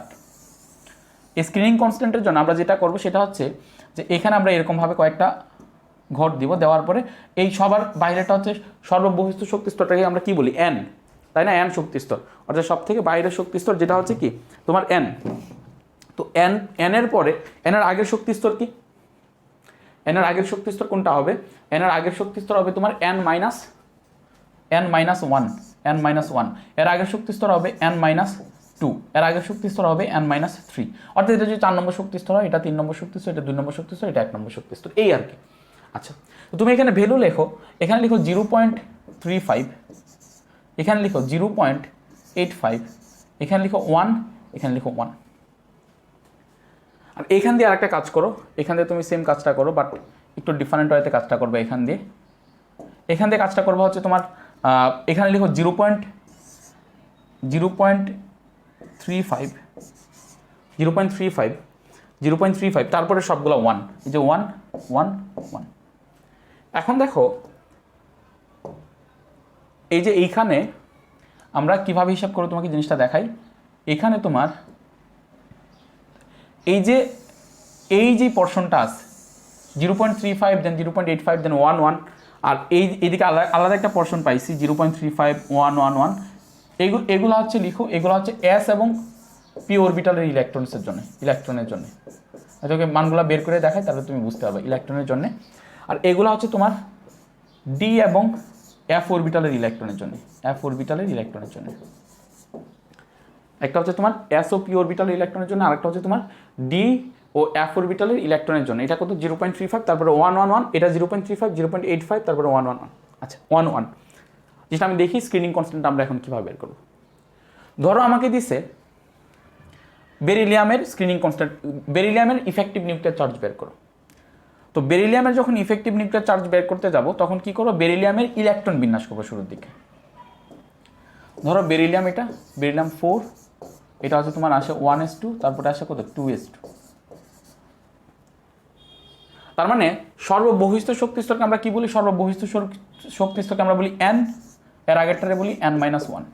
আমি যদি এটাকে সুন্দর করে দেখাই তাহলে আমার কি আসে, এটা হচ্ছে 1s, এখানে 2টা ইলেকট্রন, এখানে হচ্ছে আমার 4টা প্রোটন আছে, তারপর এটাতে আমার 2s, 2s-এ আমার 2টা ইলেকট্রন আছে। সো তোমাকে আগে দেখতে হবে যে এখানে প্রত্যেকটা নিউক্লিয়াসের উপর, প্রত্যেকটা ইলেকট্রনের উপর কিন্তু ইফেক্টিভ নিউক্লিয়ার চার্জ হিসেব করা যায়। আমরা নর্মালি হিসেব করি শেষ কক্ষপথেরটার প্রতি, কারণ আমরা সাইজ যখন ডেসক্রাইব করতে যাই তখন শেষ কক্ষপথের ইলেকট্রনটার প্রতি আমরা কাজ করি। তো শেষ কক্ষপথের ইলেকট্রন, ধরো আমাকে এই ইলেকট্রনটার জন্য ইফেক্টিভ নিউক্লিয়ার চার্জ বের করতে বলছে, যে এই ইলেকট্রনটার উপর এখানের কতটা প্রোটন ইফেক্টিভলি কাজ করতে পারে এটা বের করতে বলছে। অর্থাৎ এই ইলেকট্রনটার জন্য আমার কি বের করতে বলছে, জেড ইফেক্টিভ বের করতে বলছে। তাহলে জেড ইফেক্টিভ বের করার জন্য আমরা যে কাজটা করবো সেটা হচ্ছে, দেখো জেড ইফেক্টিভ ইকুয়ালস টু হবে কি, জেড মানে কত 4, মানে 4টা প্রোটন সংখ্যা মাইনাস স্ক্রিনিং কনস্ট্যান্ট। এখন স্ক্রিনিং কনস্ট্যান্টটা কীভাবে বের করবো, স্ক্রিনিং কনস্ট্যান্ট বের করার জন্য এই যে তোমাকে একটা চার্ট দেওয়া হয়েছে, দেখো যদি এস এবং পি অরবিটালে ইলেকট্রন থাকে তখন এন কক্ষপথে অবস্থিত ইলেকট্রনগুলোর জন্য 0.35 হবে, আর n-1 কক্ষপথে অবস্থিত ইলেকট্রনগুলোর জন্য 0.85 হবে। দেখো এই চারটা এখানে দেখো, চারটা দেওয়া আছে। তো আমরা কি করবো এখানে, আমরা কি করবো এখানে, তোমার দেখো যে এটা হচ্ছে n কক্ষপথ, তাই না, এটা হচ্ছে n, আর এটা হচ্ছে n-1, এবং কোন কক্ষপথের ইলেকট্রন, s কক্ষপথের ইলেকট্রন। দেখো s কক্ষপথের ইলেকট্রন, আমরা যেই ইলেকট্রনটার জন্য ইফেক্টিভ নিউক্লিয়ার চার্জ বের করবো ওই ইলেকট্রনটা বাদে অন্য সকলগুলো ইলেকট্রনের মানটা হিসাব করবো। দেখো n কক্ষপথে অবস্থিত এই ইলেকট্রনটার জন্য ভ্যালু হবে কত, 0.35, কারণ দেখো আমরা পরে আসছি যে n কক্ষপথে অবস্থিত s and p অরবিটালের ইলেকট্রনের জন্য 0.35 একটা ভ্যালু, আর আমার n-1 কক্ষপথের জন্য, দেখো n-1 কক্ষপথের জন্য s and p অরবিটালের জন্য 0.85 ভ্যালু। সো এখানে আমি 0.85 দিব, বাট 0.85 হচ্ছে এখানে দুইটা আমার, এখানে একটা 0.85, এখানে একটা 0.85, তাহলে টোটাল কতটুকু আসে, এখানে 0.35 প্লাস 0.85 ইন্টু 2, তাহলে এখানে কতটুকু আসে দেখো, আমি যদি ক্যালকুলেটার নেই, 0.35 যোগ 0.85 যোগ 0.85, তাহলে এটা আসে হচ্ছে তোমার 2.05। তাইলে এখানে আসে 4 মাইনাস 2.05, অর্থাৎ এই 2.05 পরিমাণ নিউক্লিয়ার চার্জ তার আকর্ষণ করার কথা ছিল, সে আকর্ষণ করতে পারে না। কেন করতে পারে না, এই স্ক্রিনিং ইফেক্টের কারণে, যে তারা বাধা দেয়, এই বাধাটার কারণে। অর্থাৎ এখানে 4 যদি থাকতো তাহলে বোঝায় যে, এটা যদি না থাকতো তাহলে বোঝাইতো যে যদি শুধুমাত্র একটা ফ্যাক্টর কাজ করতো তাহলে কতটুকু ইফেক্টিভলি আকর্ষণ করতে পারতো। বাট যখন এখানে অন্যান্য ইলেকট্রনগুলো আসছে তখন ওই স্ক্রিনিং ইফেক্ট ডেভেলপ করছে, যেটা বড় করে দিতে চাইতেছে, তো ওইটাকে আমাদের মাইনাস দিতে হবে। সো আমরা ইফেক্টিভ নিউক্লিয়ার চার্জ আমাদের ভ্যালু কত আসতেছে, 4 মাইনাস 2.05 কত আসে দেখো তো, 4 মাইনাস 2.05, 4 মাইনাস 2.05 কত আসে দেখো তো, 1.95, অর্থাৎ এটা হচ্ছে 1.95, এটা হচ্ছে এটার ইফেক্টিভ নিউক্লিয়ার চার্জের মান। এখন আমরা পড়ে আসছি যে ইফেক্টিভ নিউক্লিয়ার চার্জের মান যত বাড়বে তত কি হবে, পরমাণুটার আকার ছোট হতে থাকবে। সো এটা দিয়ে এখন আমরা ব্যাখ্যা দিব যে আমরা যখন সেম গ্রুপে, আমরা যখন সেম পর্যায়ে বাম থেকে ডানে যাব তখন কেন পরমাণুর আকার হ্রাস পায়। দেখো আমরা যখন সেম গ্রুপে বাম থেকে ডানে যাব, ধরো এখানে আমাদের আছে কত, লিথিয়াম, তারপরে আছে বেরিলিয়াম, তারপর আছে বোরন, তারপর আছে নাইট্রোজেন, তারপর আছে অক্সিজেন, ফ্লুরিন। আমি জাস্ট এক দুটা উদাহরণ দিতে হবে। লিথিয়ামের আমরা ইফেক্টিভ নিউক্লিয়ার চার্জ বের করি। লিথিয়াম হচ্ছে আগে করো, এটা কি বলে, লিথিয়ামের তুমি ইলেকট্রন বিন্যাস করো, লিথিয়ামের ইলেকট্রন বিন্যাস হচ্ছে 1s2, তারপরে 2s1। আমরা যেটার জন্য, যেই শেষ কক্ষপথের ইলেকট্রনের জন্য বের করতে চাচ্ছি, তো যেটার জন্য বের করব সেই ইলেকট্রনটা বাদে অন্য সকল ইলেকট্রনের জন্য আমরা মানটা, ভ্যালুটা হিসেব করব। তাহলে দেখো এখানে এটা হচ্ছে এটা হচ্ছে n-1, ঠিক আছে। তাহলে এখানে s অরবিটালের একটা ইলেকট্রন আছে, সো এই একটা ইলেকট্রন তো বের করার দরকার নেই। আমরা 3 মাইনাস, এখানে জেড ইফেক্টিভ কত আসে, 3 মাইনাস, এখানে দুইটা ইলেকট্রনের জন্য তোমার n-1 যদি থাকে তাহলে 0.85 ইন্টু 2 কত আসে দেখি আমরা, 3 মাইনাস 0.85 ইন্টু 2, 3 মাইনাস 0.85 ইন্টু 2, 1.3, 1.3। এটা হচ্ছে লিথিয়ামের ইফেক্টিভ নিউক্লিয়ার চার্জের মান। লিথিয়ামের ইফেক্টিভ নিউক্লিয়ার চার্জের মান হচ্ছে 1.3। বেরিলিয়ামের ইফেক্টিভ নিউক্লিয়ার চার্জের মানটা আমরা একটু আগে বের করছি, যেটা হচ্ছে 1.95। খুব ভালোভাবে খেয়াল করো, এটা হচ্ছে 1.3, এটা হচ্ছে 1.3, এটা হচ্ছে 1.3, এটা হচ্ছে 1.95। বোরনের কত আসে দেখো, বোরনের কত আসে, আচ্ছা বোরনের কত আসে দেখো, বোরনের হচ্ছে 5 মাইনাস, বোরন ইলেকট্রোবিন্যাস করলে কত আসে 1s2, তারপরে 2s2, 2p1। তাহলে 2p1 এটা বাদ দিব, তো এটা হচ্ছে n, এটা হচ্ছে n, এটা হচ্ছে n-1। সর্বশেষ শক্তি স্তর n, তার আগেরগুলো কি n-1, তার এর আগেরটা n-2, এর আগেরটা n-3। সেখানে কত আসে n এর জন্য কত আসে 0.35 ইন্টু 2, দুইটা ইলেকট্রন এখানে দেখো, দুইটা ইলেকট্রন n কক্ষপথের। সো n কক্ষপথের দুইটা ইলেকট্রনের জন্য কত আসে দেখো, n কক্ষপথের কই, এই যে n কক্ষপথের s কিংবা p ইলেকট্রনের জন্য 0.35 প্রত্যেকটি ইলেকট্রনের জন্য ভ্যালু। তাহলে ভ্যালুটা কত আসে 0.35 ইন্টু 2 মাইনাস, সরি প্লাস, আমাদের সবগুলো ইলেকট্রন হিসেবে করবো n-1, n-1 এর s অরবিটাল, n-1 এর জন্য কত আসে, n-1 এর জন্য 0.85, 0.85 দাও, 0.85 ইন্টু 2 দাও, কারণ দুইটা ইলেকট্রন 0.85 ইন্টু 2। ওকে, এখন তো হিসাব করো কত আসে, কত আসে হিসাব করো, 5 মাইনাস, আমি হিসাবটা করে ফেলি ক্যালকুলেটারে করে ফেলি directly, tools calculator, 5 minus 0.35 into 2 plus 0.85 into 2, 2.6। এটা কত আসে, আনসার আসে 2.6। এটা হচ্ছে বোরনের ইফেক্টিভ নিউক্লিয়ার চার্জের মান 2.6। আমি দেখি দেখা যাচ্ছে কিনা, দেখা যাচ্ছে 2.6। এই যে দেখো, আমরা এই যে এতদিন ক্লাস 9-10 যে ডেসক্রাইব করে আসলাম যে বাম থেকে ডানে গেলে পরমাণুর আকার কমে, কেন কমে, ইলেকট্রন বাড়ে, প্রোটন বাড়ে, চার্জ বাড়ে, এইগুলা কিচ্ছু এখন তুমি ইন্টারে দিলে কাজ হবে না, নাম্বার কম পাবা। তোমাকে দিতে হবে যে আমরা যখন বাম থেকে ডানে যাব, আমরা যখন একই পর্যায়ে বাম থেকে ডানে যাব, তখন পরমাণুর শেষ কক্ষপথের ইলেকট্রনের প্রতি ইফেক্টিভ নিউক্লিয়ার চার্জের মান বেড়ে যায়।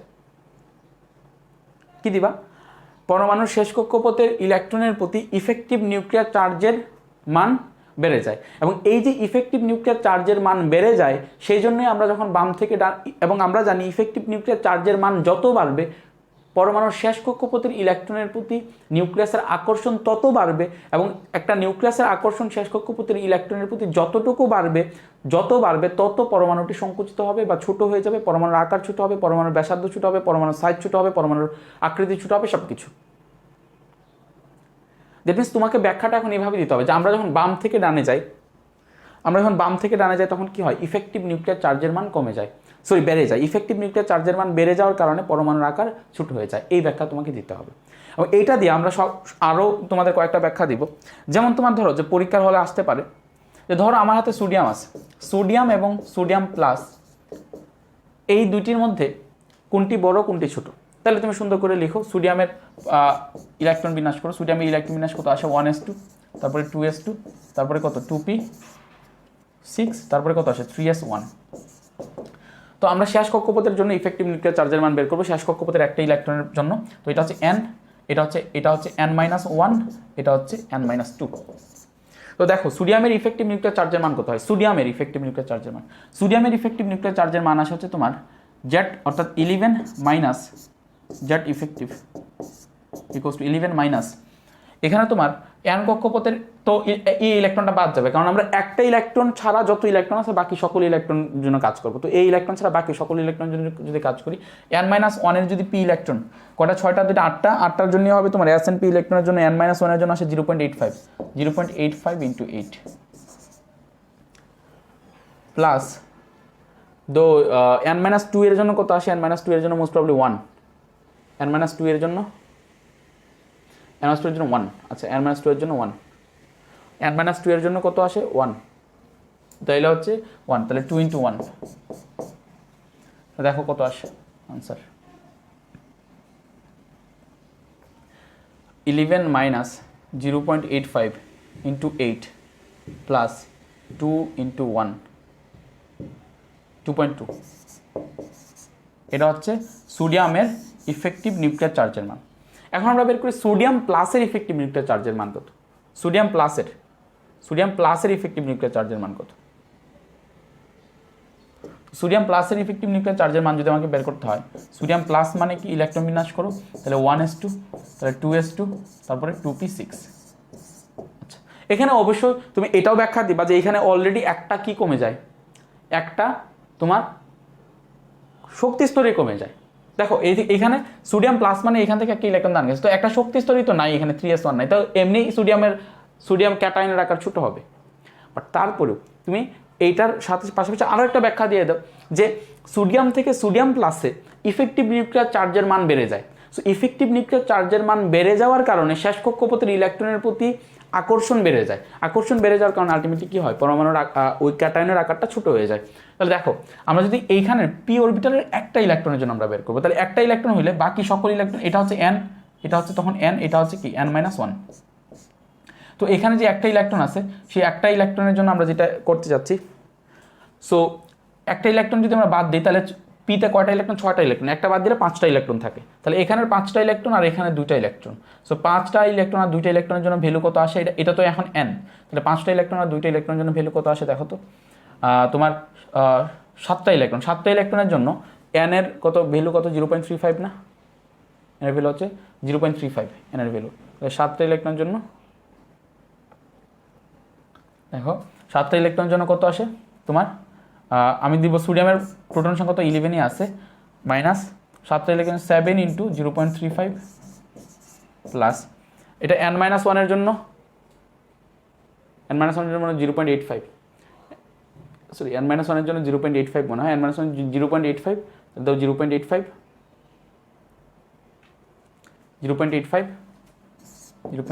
× 2 না, হ্যাঁ 2 দুইটা ইলেকট্রন, 2। আচ্ছা দেখো এটার ভ্যালু কত আসে দেখো, ক্যালকুলেটরে যাও,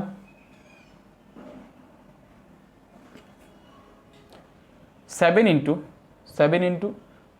0.35 ইকুয়ালস টু যোগ 0.85 × 2, 4.15, 11 মাইনাস 4.15 ইকুয়ালস টু কত আসে দেখো তো, 6.85, যেটা ইফেক্টিভ 6.85। দেখো ইফেক্টিভ নিউক্লিয়ার চার্জের মান কত বাড়ছে, এদিকে ইফেক্টিভ দেখো সোডিয়ামের ইফেক্টিভ নিউক্লিয়ার চার্জের মান ছিল 2.2 মাত্র, সোডিয়াম প্লাসের ইফেক্টিভ নিউক্লিয়ার চার্জের মান হচ্ছে 6.85। What does it mean, that means যে ইফেক্টিভ নিউক্লিয়ার চার্জের মান এত বেড়ে গেছে, সোডিয়াম থেকে সোডিয়াম প্লাসে আমরা যখন ক্যাটায়নে গেছি, ক্যাটায়নে যাওয়ার সময় ইফেক্টিভ নিউক্লিয়ার চার্জের মান খুব বেশি বেড়ে গেছে। তো ইফেক্টিভ নিউক্লিয়ার চার্জের মান খুব বেশি বেড়ে গেছে মানে কি, মানে হচ্ছে সোডিয়াম পরমাণুটা খুব বেশি ছোট হয়ে গেছে, সোডিয়াম আয়নটা ক্যাটায়নটা খুব বেশি ছোট হয়ে গেছে। সেরকম আরও কোয়েশ্চেন আসতে পারে, যেমন ক্লোরিন আর Cl মাইনাস, এটার মধ্যে কোনটা বড় কোনটা ছোট। সো একটা অবশ্য জেনারেলাইজড জিনিস আমরা শিখে ফেলবো, ক্যাটায়নের আকার হচ্ছে মূল পরমাণুর আকার থেকে ছোট, মেইন অ্যাটম, এটা আমরা জেনারেলাইজড একটা কনসেপশন শিখে ফেলবো। ক্যাটায়নের আকার হচ্ছে মূল পরমাণুর আকার থেকে ছোট, আর অ্যানায়নের যে শেপ, অ্যানায়নের শেপ মেইন অ্যাটমের থেকে বড়। কেন বড় সেটা তোমরা বুঝবা, ইফেক্টিভ নিউক্লিয়ার চার্জের মান কমে যায়। আচ্ছা, Cl এর ইফেক্টিভ নিউক্লিয়ার চার্জের মান বের করো, ক্লোরিনের ইফেক্টিভ নিউক্লিয়ার চার্জের মান বের করো, যেমন 1s2, তারপরে কত 2s2, তারপরে কত 2p6, 3s2 and 3p5। আর Cl মাইনাসের ইফেক্টিভ নিউক্লিয়ার চার্জের মান বের করি, চলো এটাতে n কোনগুলো আগে আইডেন্টিফাই করো, n কোনটা,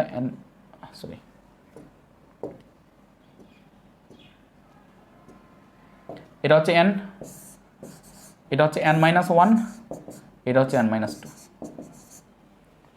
ঠিক আছে। আচ্ছা, তো এখানে যদি আমরা ক্লোরিনের ইফেক্টিভ নিউক্লিয়ার চার্জ মান বের করতে চাই, আমরা একবার সর্বশেষ শক্তি স্তরের একটা ইলেকট্রনের জন্য বের করব। তাহলে সর্বশেষ শক্তি স্তরের একটা ইলেকট্রনের জন্য যদি বের করি, এখানে আমার একটা ইলেকট্রন, তো আমি একটা ইলেকট্রনের জন্য বের করতেছি, তাহলে বাকি থাকে কয়টা, 4টা ইলেকট্রন। তাহলে 4টা ইলেকট্রন 3p-তে আছে, 3s-এ আছে, 4টা ইলেকট্রন আর 2টা ইলেকট্রন, কয়টা আসে, 6টা ইলেকট্রন। s আর p এর জন্য সেম ভ্যালু, দেখো s আর p এর জন্য সেম ভ্যালু, তো s আর p এর জন্য সেম ভ্যালু এখানে। তো এখানে কয়টা ইলেকট্রন তোমার, 6টা ইলেকট্রন। সো 6টা ইলেকট্রন আমার n-এ আছে 0.35-এ,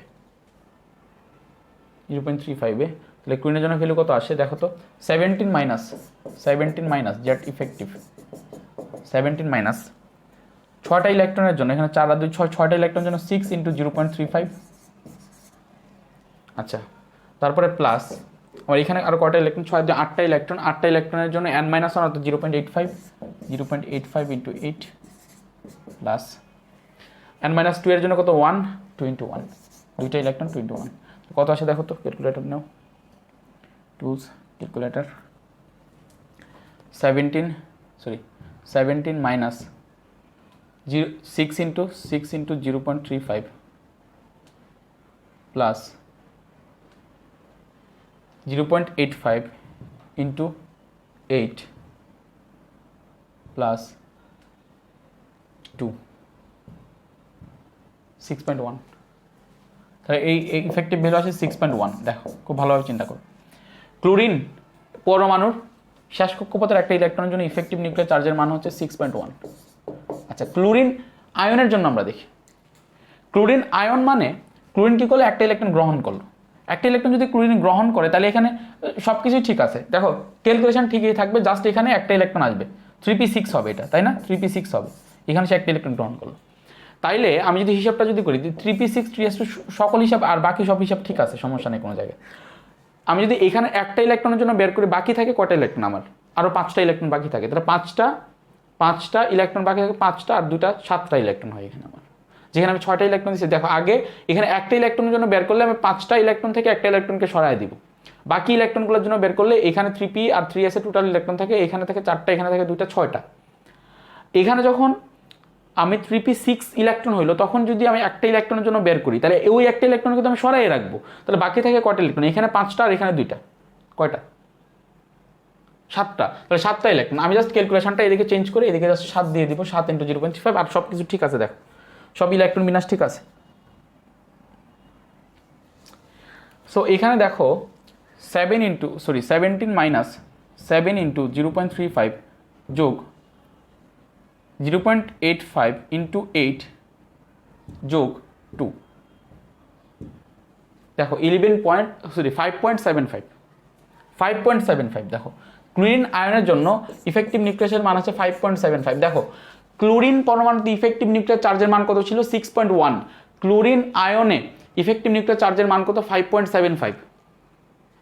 দ্যাট মিনস যে এখানে ইফেক্টিভ নিউক্লিয়ার চার্জের মান কমে গেছে, অর্থাৎ আগে ক্লোরিন পরমাণুতে প্রোটনগুলা শেষ ইলেকট্রনকে ইফেক্টিভলি যতটা আকর্ষণ করতে পারত, এখন ইফেক্টিভ নিউক্লিয়ার চার্জের মান কমে গেছে, মানে সে আগে যতটুকু আকর্ষণ করতে পারতো এখন তার থেকে কম ইফেক্টিভলি আকর্ষণ করতে পারতেছে। সো যদি কম আকর্ষণ করে তাহলে কী হবে, পরমাণুর আকার কী হবে, বড় হয়ে যাবে, কারণ আকর্ষণ করলেই তো ছোটো হবে। সো তুমি যদি বেশি আকর্ষণ করো পরমাণুর আকার ছোটো হবে, তুমি যদি কম আকর্ষণ করো তাহলে পরমাণুর আকার কী হবে, বড় হবে। তাহলে দেখো ইফেক্টিভ, তুমি এটা তাহলে ব্যাখ্যা দিতে পারবা সুন্দর করে যে ক্লোরিন এবং ক্লোরিন আয়নের মধ্যে, ক্লোরাইড আয়নের মধ্যে ক্লোরাইড আয়ন বড়। কেন বড়, কারণ এটির ইফেক্টিভ নিউক্লিয়ার চার্জের মান কমে যায়। তুমি এটার মানটা বের করে দেখাই দিলা, যেভাবে দেখা যাচ্ছে যে ইফেক্টিভ নিউক্লিয়ার চার্জের মান কমে যায়। যেহেতু ইফেক্টিভ নিউক্লিয়ার চার্জের মান কমে যায়, সেহেতু আমরা জানি যে ইফেক্টিভ নিউক্লিয়ার চার্জ পরমাণুকে সংকুচিত করার চেষ্টা করে। সো ইফেক্টিভ নিউক্লিয়ার চার্জের মান কমে যাওয়া মানে পরমাণুটা কম সংকুচিত হচ্ছে, আর পরমাণুটা কম সংকুচিত হওয়া মানে পরমাণুটা আগের তুলনায় বড় হয়ে যাচ্ছে।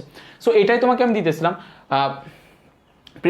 ওকে, জিনিসটা কিন্তু আসলে তোমার তুমি যদি নর্মালি চিন্তা করো তাহলেও কিন্তু ব্যাপারটা তুমি বের করতে পারো। তুমি যদি ম্যাথমেটিক্যালি না যাও, আমি তোমাকে জিনিসটা চিন্তা করে দেখাই। ধরো ক্লোরিন আর ক্লোরিন অ্যাটম, আমি তোমাকে সেম জিনিসটার মধ্যে দেখাই। সেম জিনিসটা হচ্ছে, ধরো ক্লোরিন, এটা শেষ কক্ষপথে হয় কয়টা ইলেকট্রন আছে, 7টা ইলেকট্রন আছে, তাই না, একটা 2টা 3টা 4টা 5টা 6টা 7টা ইলেকট্রন আছে। আর ক্লোরিন যে আয়ন আছে, সেই ক্লোরিন আয়নের শেষ কক্ষপথে তোমার ইলেকট্রন আছে হচ্ছে তোমার 8টা, 1টা 2টা 3টা 4টা 5টা 6টা 7টা 8টা। অ্যান্ড সিম্পল জিনিস যে ক্লোরিন আয়নটা কেন বড় হবে, সেটার কথা হচ্ছে যে দেখো ভাইয়া, এখানে তাদের মধ্যে যতটুকু বিকর্ষণ বল কাজ করতেছে, আমি কিন্তু তোমাকে শুরুর দিকে দেখাইছিলাম যে স্ক্রিনিং ইফেক্ট শুধুমাত্র আগের অ্যাটমগুলোর জন্য কাজ করে না, নিজেদের একটা কক্ষপথে থাকা প্রত্যেকটা ইলেকট্রনও একে অপরকে বাধা দেয়, একে অপরকে বিকর্ষণ দেয়। এই কারণে পরমাণুর আকারটা কী হয়ে যায়, বড় হয়ে যায়, শেপটা বড় হয়ে যায়। দেখো এখানে 7টা ইলেকট্রন একে অপরকে বিকর্ষণ করতেছে, যে কারণে পরমাণুর আকারটা কিছুটা বড় হয়ে যায়। কিন্তু এই জায়গাটাতে দেখো আগে এই সাইডে বিকর্ষণ করতেছে কয়জন, 7 জন, আর এই সাইডে বিকর্ষণ করতেছে 8 জন, তাহলে 8 জনের বিকর্ষণ বেশি হবে, 8 জন বিকর্ষিত হয়ে বেশি দূরে দূরে থাকতে চাইবে, দ্যাটস ওয়াই ওই আয়নটা বেশি বড় হয়ে যাবে। তো এটা তো সিম্পল কনসেপ্ট ভাই। এখন ধরো যে তুমি ম্যাগনেসিয়াম আয়ন নিলা, ম্যাগনেসিয়াম নেওয়ার পরে ম্যাগনেসিয়াম প্লাস নিলা, ম্যাগনেসিয়াম প্লাস। এখন ম্যাগনেসিয়াম আর ম্যাগনেসিয়াম প্লাসের মধ্যে, দুইটার মধ্যে ম্যাগনেসিয়াম প্লাসের আকারটা ছোট হবে। কেন ছোট হবে? সেটার কারণ হচ্ছে যে এই যে শেষ কক্ষপথটার কথা যদি তুমি চিন্তা করো, শেষ কক্ষপথ ধরো যে ম্যাগনেসিয়ামের কয়টা ইলেকট্রন আছে ভাই? ম্যাগনেসিয়ামের 2টা ইলেকট্রন আছে, রাইট? ম্যাগনেসিয়ামের কয়টা ইলেকট্রন আছে? ম্যাগনেসিয়ামের হচ্ছে 2টা ইলেকট্রন আছে। তো ধরো শেষ কক্ষপথে ম্যাগনেসিয়ামের 2টা ইলেকট্রন আছে, এই যে একটা ইলেকট্রন, এই যে একটা ইলেকট্রন, আর এই ম্যাগনেসিয়াম প্লাসের শেষ কক্ষপথে একটা ইলেকট্রন আছে। দ্যাট মিনস এই 2টা ইলেকট্রন, আমাকে সিম্পলি বলো, এই 2টা ইলেকট্রনের মধ্যে বিকর্ষণ বল কাজ করবে। এই 2টা ইয়ার মধ্যে বিকর্ষণ বল যদি কাজ করে, তাহলে এরা কি হবে? একটু এক্সপান্ড হয়ে যাবে, একটু বড় হয়ে যাবে ম্যাগনেসিয়াম। কিন্তু ম্যাগনেসিয়াম ক্যাটায়নের মধ্যে তুমি দেখো ইলেকট্রন কমে গেছে, ইলেকট্রন কমে গেছে মানে এটার বিকর্ষণ করার মতো আর কেউ নাই এই সাইডে। আমি জাস্ট এই পয়েন্ট অফ ভিউ থেকে দেখা যাচ্ছে, তার মানে কি এটা তোমার ছোট হয়ে, এটা তোমার ছোট হয়ে যেতে পারবে। সিম্পল কনসেপ্ট যে আমরা যখন ক্যাটায়নের আকার মূল পরমাণুর আকার থেকে ছোট হয়, আর অ্যানায়নের আকার মূল পরমাণুর আকার থেকে বড় হয়। জিনিসটা আমি আশা করি এখন তোমরা সিম্পলি ধরতে পারবা, ঠিক আছে? আচ্ছা, তারপরে যাও, এখন ধরো যে নাইট্রোজেন দেওয়া আছে, আর নাইট্রোজেন মাইনাস দেওয়া আছে, নাইট্রোজেন 2 মাইনাস দেওয়া আছে, নাইট্রোজেন 3 মাইনাস দেওয়া আছে। এখন যদি তোমাকে বলি যেটা ক্রম অনুসারে সাজাও, কোনটার আকার কতটুকু বড়, কোনটার আকার কতটুকু ছোট, তুমি এখন ইজিলি সাজাতে পারো। ভাই আয়ন 3 মাইনাস, এখানে যেহেতু এটার অ্যানায়নের পরিমাণ বেশি, সেহেতু এটা বেশি বড় হয়ে যাবে। কেন বেশি বড় হয়ে যাবে তুমি নিজেই বুঝো। আমি যদি দিকে বেশি ইলেকট্রন ঢাইলা দিই, ইলেকট্রনগুলো একে অপরকে বিকর্ষণ করে এক্সপান্ড হয়ে যাবে। যত বেশি ইলেকট্রন দিবা তত বেশি এক্সপানশন হবে, তত বেশি বড় হয়ে যাবে। তো দেখো বড় হয়ে যাইতেছে, তাহলে N3 মাইনাস বড়, N2 মাইনাস তারপরে N মাইনাস, তারপরে হচ্ছে তোমার N। তোমাকে যদি বলি যে কিছু ক্যাটায়নের মধ্যে তুমি এরকম রিলেশনশিপ স্থাপন করে দাও, কিছু ক্যাটায়নের মধ্যে এরকম রিলেশনশিপ স্থাপন করে দাও, ধরো যে ম্যাগনেসিয়াম, একটা ম্যাগনেসিয়াম প্লাস, একটা ম্যাগনেসিয়াম 2 প্লাস, এদের মধ্যে কোনটা সব থেকে বড়, কোনটা সব থেকে ছোট দেখো, তাহলে তুমি দেখাইতে পারবে ভাই ক্যাটায়নের আকার মূল পরমাণুর থেকে ছোট, তাহলে ম্যাগনেসিয়াম হচ্ছে সবার বড়, তারপর হচ্ছে Mg প্লাস, তারপর হচ্ছে Mg2 প্লাস। কেন? তুমি নিজে হিসাব করে দেখো। তার মানে আমরা দেখলাম যে যত ক্যাটায়নের দিকে যাচ্ছে পরমাণুর আকার তত কি হইতেছে? ছোট হইতেছে, যত অ্যানায়নের দিকে যাচ্ছে পরমাণুর আকার তত বড় হইতেছে। সোজা কনসেপ্ট। আচ্ছা, এখন যাও, তোমাদের হাজাইনাক স্যারের বই নতুন একটা জিনিস এখন ঢুকাইছে যে 2 এবং 3 নম্বর পর্যায়ে এই জিনিসটা দেখা যায়, শুধুমাত্র 2 এবং 3 নম্বর পর্যায়ে, সেকেন্ড অ্যান্ড থার্ড রোতে 2 এবং 3 নম্বর পর্যায়ে এটা দেখা যায় আইসো ইলেকট্রনিক পদার্থগুলোর ক্ষেত্রে, আইসো ইলেকট্রনিক অ্যাটমগুলোর ক্ষেত্রে, অ্যাটম বা আয়নগুলোর ক্ষেত্রে এই একটা ক্রম দেখা যায়, পরমাণুর আকার ছোট বড় হওয়ার একটা ক্রম দেখা যায়। জিনিসটা আমি তোমার বুঝাই, আমি তোমার বইটা বের করি, বইয়ের এটা বের করি, তাহলে তোমরা বুঝতে পারবা।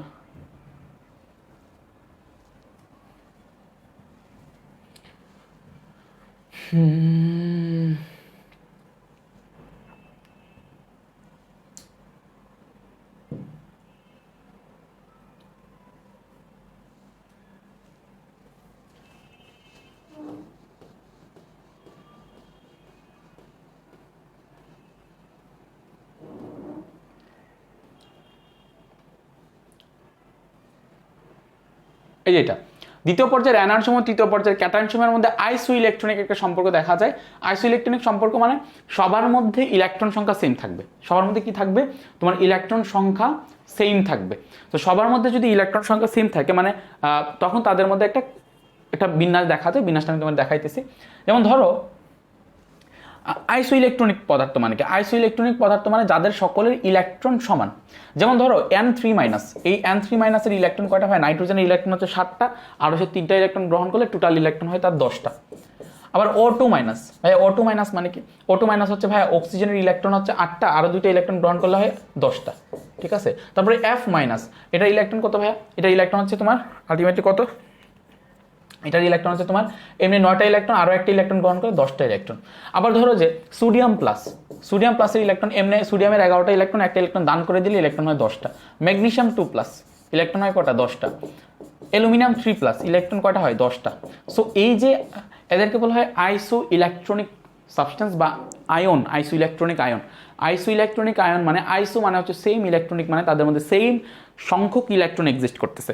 সো যেহেতু সেম সংখ্যক ইলেকট্রন এক্সিস্ট করতেছে, যদি তোমার এরকম দ্বিতীয় এবং তৃতীয় পর্যায়ের ক্ষেত্রে এরকম একটা জিনিস দেখা গেছে যে যদি এরকম থাকে, যদি তোমাকে দেওয়া হলো ধরো যে এই আইসো ইলেকট্রনিক সাবস্টেন্সগুলোর মধ্যে কোনটা বড় কোনটা ছোট সেই অনুসারে সাজাও, তাহলে তুমি যে অনুসারে সাজাবা, সিম্পল যে রুলসটা পরে আসছে সেই অনুসারেই সাজাবা। এখানে কোনো পর্যায় ম্যাটার করতেছে না, এটা কি দ্বিতীয় পর্যায়ে আছে নাকি তৃতীয় পর্যায়ে আছে, দ্যাট ডাজেন্ট ম্যাটার জাস্ট এখানে করতেছে শুধুমাত্র আমি বলতেছি দ্বিতীয় এবং তৃতীয় পর্যায়ের ক্ষেত্রে এখানে জাস্ট ম্যাটার করতেছে যে অ্যানায়নের আকার বড়, ক্যাটায়নের আকার ছোট। অ্যানায়নের চার্জ যত বেশি হবে পরমাণুর আকার তত বড় হবে, ক্যাটায়নের চার্জ যত কম হবে ওই ক্যাটায়নের আকার তত কম হবে, সিম্পল জিনিস। তো এদিকে সব থেকে বড় কম্পাউন্ড যেটা আসে সেটা হচ্ছে N3-, কারণ এটার মধ্যে নেগেটিভ চার্জের পরিমাণটা সব থেকে বেশি। আচ্ছা, তারপরে আসে O2-, কারণ এটার মধ্যে নেগেটিভ চার্জের পরিমাণটা একটু কম। তারপরে আসে F-, নেগেটিভ চার্জের পরিমাণটা কম। এইটা F- থেকে তোমার যে সোডিয়াম প্লাসটা আছে সেই সোডিয়াম প্লাসটা হচ্ছে ছোটো, এই সোডিয়াম প্লাস থেকে আবার ম্যাগনেসিয়াম ছোটো, ম্যাগনেসিয়াম থেকে আবার অ্যালুমিনিয়াম ছোটো, অর্থাৎ সবার বড় হচ্ছে N3-।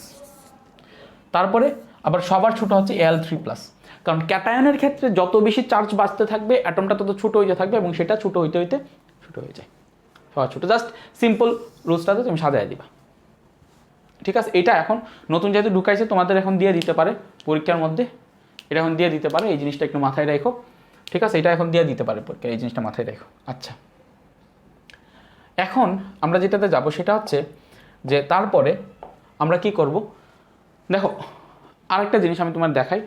এখানে একটা আমরা এই যে দুইটা লেকচার ধরে পড়ে আসতেছি যে পরমাণুর হচ্ছে তোমার ব্যাসার্ধ, পরমাণুর ব্যাসার্ধ, সেখানে আমরা কোন কথাটা বলতেছি, সেখানে আমরা যে কথাটা বলতেছি সেটা হচ্ছে যে ভাইয়া ধরেন আমার কাছে একটা পরমাণু আছে, এখানে ধরো যে প্রোটন আছে, আমি কি বলতেছিলাম এই প্রোটন এবং ইলেকট্রনের শেষ কক্ষপথের ইলেকট্রনের এই দূরত্বকে পরমাণুর ব্যাসার্ধ বলা হয়, রাইট। আমি প্রথম যখন পারমাণবিক ব্যাসার্ধ পড়াই তখনই আমি সেই ডিফিনেশনটা দিছিলাম যে নিউক্লিয়াসের প্রোটন এবং শেষ কক্ষপথের ইলেকট্রনের মধ্যে যতটুকু তোমার আকর্ষণ বিরাজ করে সেই আকর্ষণটা হচ্ছে তোমার আলটিমেটলি কি আকর্ষণ বিরাজ করে না, এই নিউক্লিয়াসের প্রোটন এবং এই শেষ কক্ষপথের ইলেকট্রনের যে দূরত্ব সেই ইলেকট্রনের দূরত্বটা কি বলা হয় পারমাণবিক ব্যাসার্ধ বা অ্যাটমিক রেডিয়াস। সো এটাকে আমরা কি বলতেছিলাম অ্যাটমিক রেডিয়াস বলতেছিলাম, অ্যাটমিক রেডিয়াস বা পারমাণবিক ব্যাসার্ধ। কিন্তু ভাইয়া সেকেন্ড চ্যাপ্টারে কিন্তু আমরা অনেক হাবিজাবি জিনিস পড়ে আসছি যে ইলেকট্রন নর্মালি একটা কণা না, ইলেকট্রন তরঙ্গ হইতে পারে, তরঙ্গ হিসাবে আচরণ করতে পারে। এবং সেকেন্ড চ্যাপ্টারে যখন আমরা এই জিনিসটা পড়তেছিলাম তখন আমি দেখেছিলাম যে এক্স্যাক্টলি আমরা ইলেকট্রনটাকে যেটাকে কণা বলতেছি এটা এরকম না, ইলেকট্রনটা এরকম। এবং হাইজেনবার্গের অনিশ্চয়তা নীতি থেকে আমরা জানি যে আমরা একটা যে ইলেকট্রন আছে সেই ইলেকট্রনটার আলটিমেট পজিশনটা ঠিকমতো নির্ণয় করতে পারবো না, একটা অনিশ্চয়তা সৃষ্টি হয় সেইখানে। অর্থাৎ এই যে আমি তোমাকে বলতেছি যে ভাই আমরা এটা দূরত্ব নির্ণয় করব একটা পরমাণুর, একটা তোমার প্রোটন পরমাণু নিউক্লিয়াস এবং শেষ কক্ষপথের ইলেকট্রনের মধ্যে যে একটা দূরত্ব নির্ণয় করব, সেই দূরত্বটা আমি তখনই নির্ণয় করতে পারবো যখন সেই যে ইলেকট্রনটা আছে সেই ইলেকট্রনটা একটা নির্দিষ্ট পজিশনে আছে, বাট সেটার পজিশনটা নিয়েই আমাদের সংশয় আছে। So how you can measure the atomic radius. ধরো তুমি দুইটা জায়গার ডিস্টেন্স নির্ণয় করতে চাও, তাহলে তোমার এই পয়েন্ট আর এই পয়েন্ট স্থির থাকতে হবে, স্থির থাকলে তুমি আচ্ছা ঠিক আছে তাহলে এই পয়েন্টের দূরত্ব তুমি মেজার করলে। এখন যদি এরকম হয় যে ভাইয়া এই একটা পয়েন্ট স্থির, নিউক্লিয়াস স্থির, প্রোটনকে এই নিউক্লিয়াসকে আইডেন্টিফাই করা যায়, নিউক্লিয়াস কোন জায়গায় আছে, নিউক্লিয়াসের পজিশন জানা যায়, পজিশন সমস্যা হচ্ছে ইলেকট্রন। এখন ইলেকট্রনের পজিশন এদিকে আছে, you don't know exactly where the electron exists, electron কোন জায়গায় সিচুয়েটেড এই জিনিসটা তুমি জানো না। তো ইলেকট্রন যদি এই জায়গায় এক্সিস্ট থাকে তাহলে অ্যাটমিক রেডিয়াস এতটুকু হবে, ইলেকট্রন এই জায়গায় এক্সিস্ট থাকলে অ্যাটমিক রেডিয়াস এতটুকু হবে, ইলেকট্রন এই জায়গায় এক্সিস্ট থাকলে অ্যাটমিক রেডিয়াস এতটুকু, এই জায়গায় এক্সিস্ট থাকলে অ্যাটমিক রেডিয়াস ভিন্ন অ্যাটমিক রেডিয়াস হইতে পারে। সো দ্যাটস ওয়াই আমরা এই যে এতক্ষণ যা পড়ে আসলাম দুইটা লেকচার ধরে এই ব্যাপারটা হচ্ছে থিওরিটিক্যাল, ঠিক আছে, ব্যাপারটা হচ্ছে থিওরিটিক্যাল, এই ব্যাপারটা হচ্ছে জাস্ট ধরা হয়েছে এরকমভাবে, কিন্তু এক্স্যাক্টলি আমরা যখন এক্সপেরিমেন্টালি আমরা যখন পরমাণুর ব্যাসার্ধ নির্ণয় করতে যাব তখন কিন্তু আমরা একটা আইসোলেটেড পরমাণুর ব্যাসার্ধ আমরা নির্ণয় করতে পারবো না, কারণ সেখানে ইলেকট্রনের পজিশনটা নিয়ে আমাদের সংশয় আছে।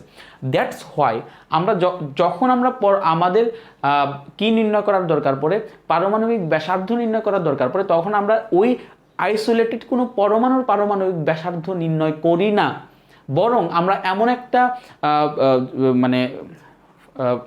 এমন একটা সিস্টেম ফাইন্ড আউট করছি যে সিস্টেমের মাধ্যমে আমরা অন্তত গ্যাস করতে পারবো এটার অ্যাটমিক রেডিয়াস কত হইতে পারে। ব্যাপারটা হচ্ছে এরকম। সো সেইটার উপর ডিপেন্ড করে আমরা হচ্ছে নর্মালি অ্যাটমিক যে রেডিয়াস আছে সেটাকে আমরা দুই ভাগে ভাগ করি। একটা হচ্ছে তোমার ধাতব ব্যাসার্ধ, আর একটা হচ্ছে সমযোজী ব্যাসার্ধ। একটা হচ্ছে কি ধাতব ব্যাসার্ধ, আর একটা হচ্ছে কি সমযোজী ব্যাসার্ধ। এখন এই কনসেপ্টগুলো কি আমি তোমাকে বুঝাই। সমযোজী ব্যাসার্ধ আর ধাতব ব্যাসার্ধ জিনিসটা কি তোমাকে আমি জিনিসটা বুঝাই। ধরো এখানে আমার একটা ক্লোরিন পরমাণু, এখানে একটা ক্লোরিন পরমাণু, এখানে হচ্ছে ক্লোরিন পরমাণুর এই 17টা প্রোটন আছে এই জায়গাটাতে। এই ক্লোরিন পরমাণু আর আরেকটা ক্লোরিন পরমাণু তারা কি করছে আলটিমেটলি, ধরো যে তারা ইলেকট্রন শেয়ার করছে, এদিকে 17টা প্রোটন আছে, ইলেকট্রন শেয়ার করছে। এখন এই যে ক্লোরিন পরমাণুর যে ইলেকট্রনটা শেয়ার করছে সেই ইলেকট্রনগুলো এই জায়গাটাতে আছে,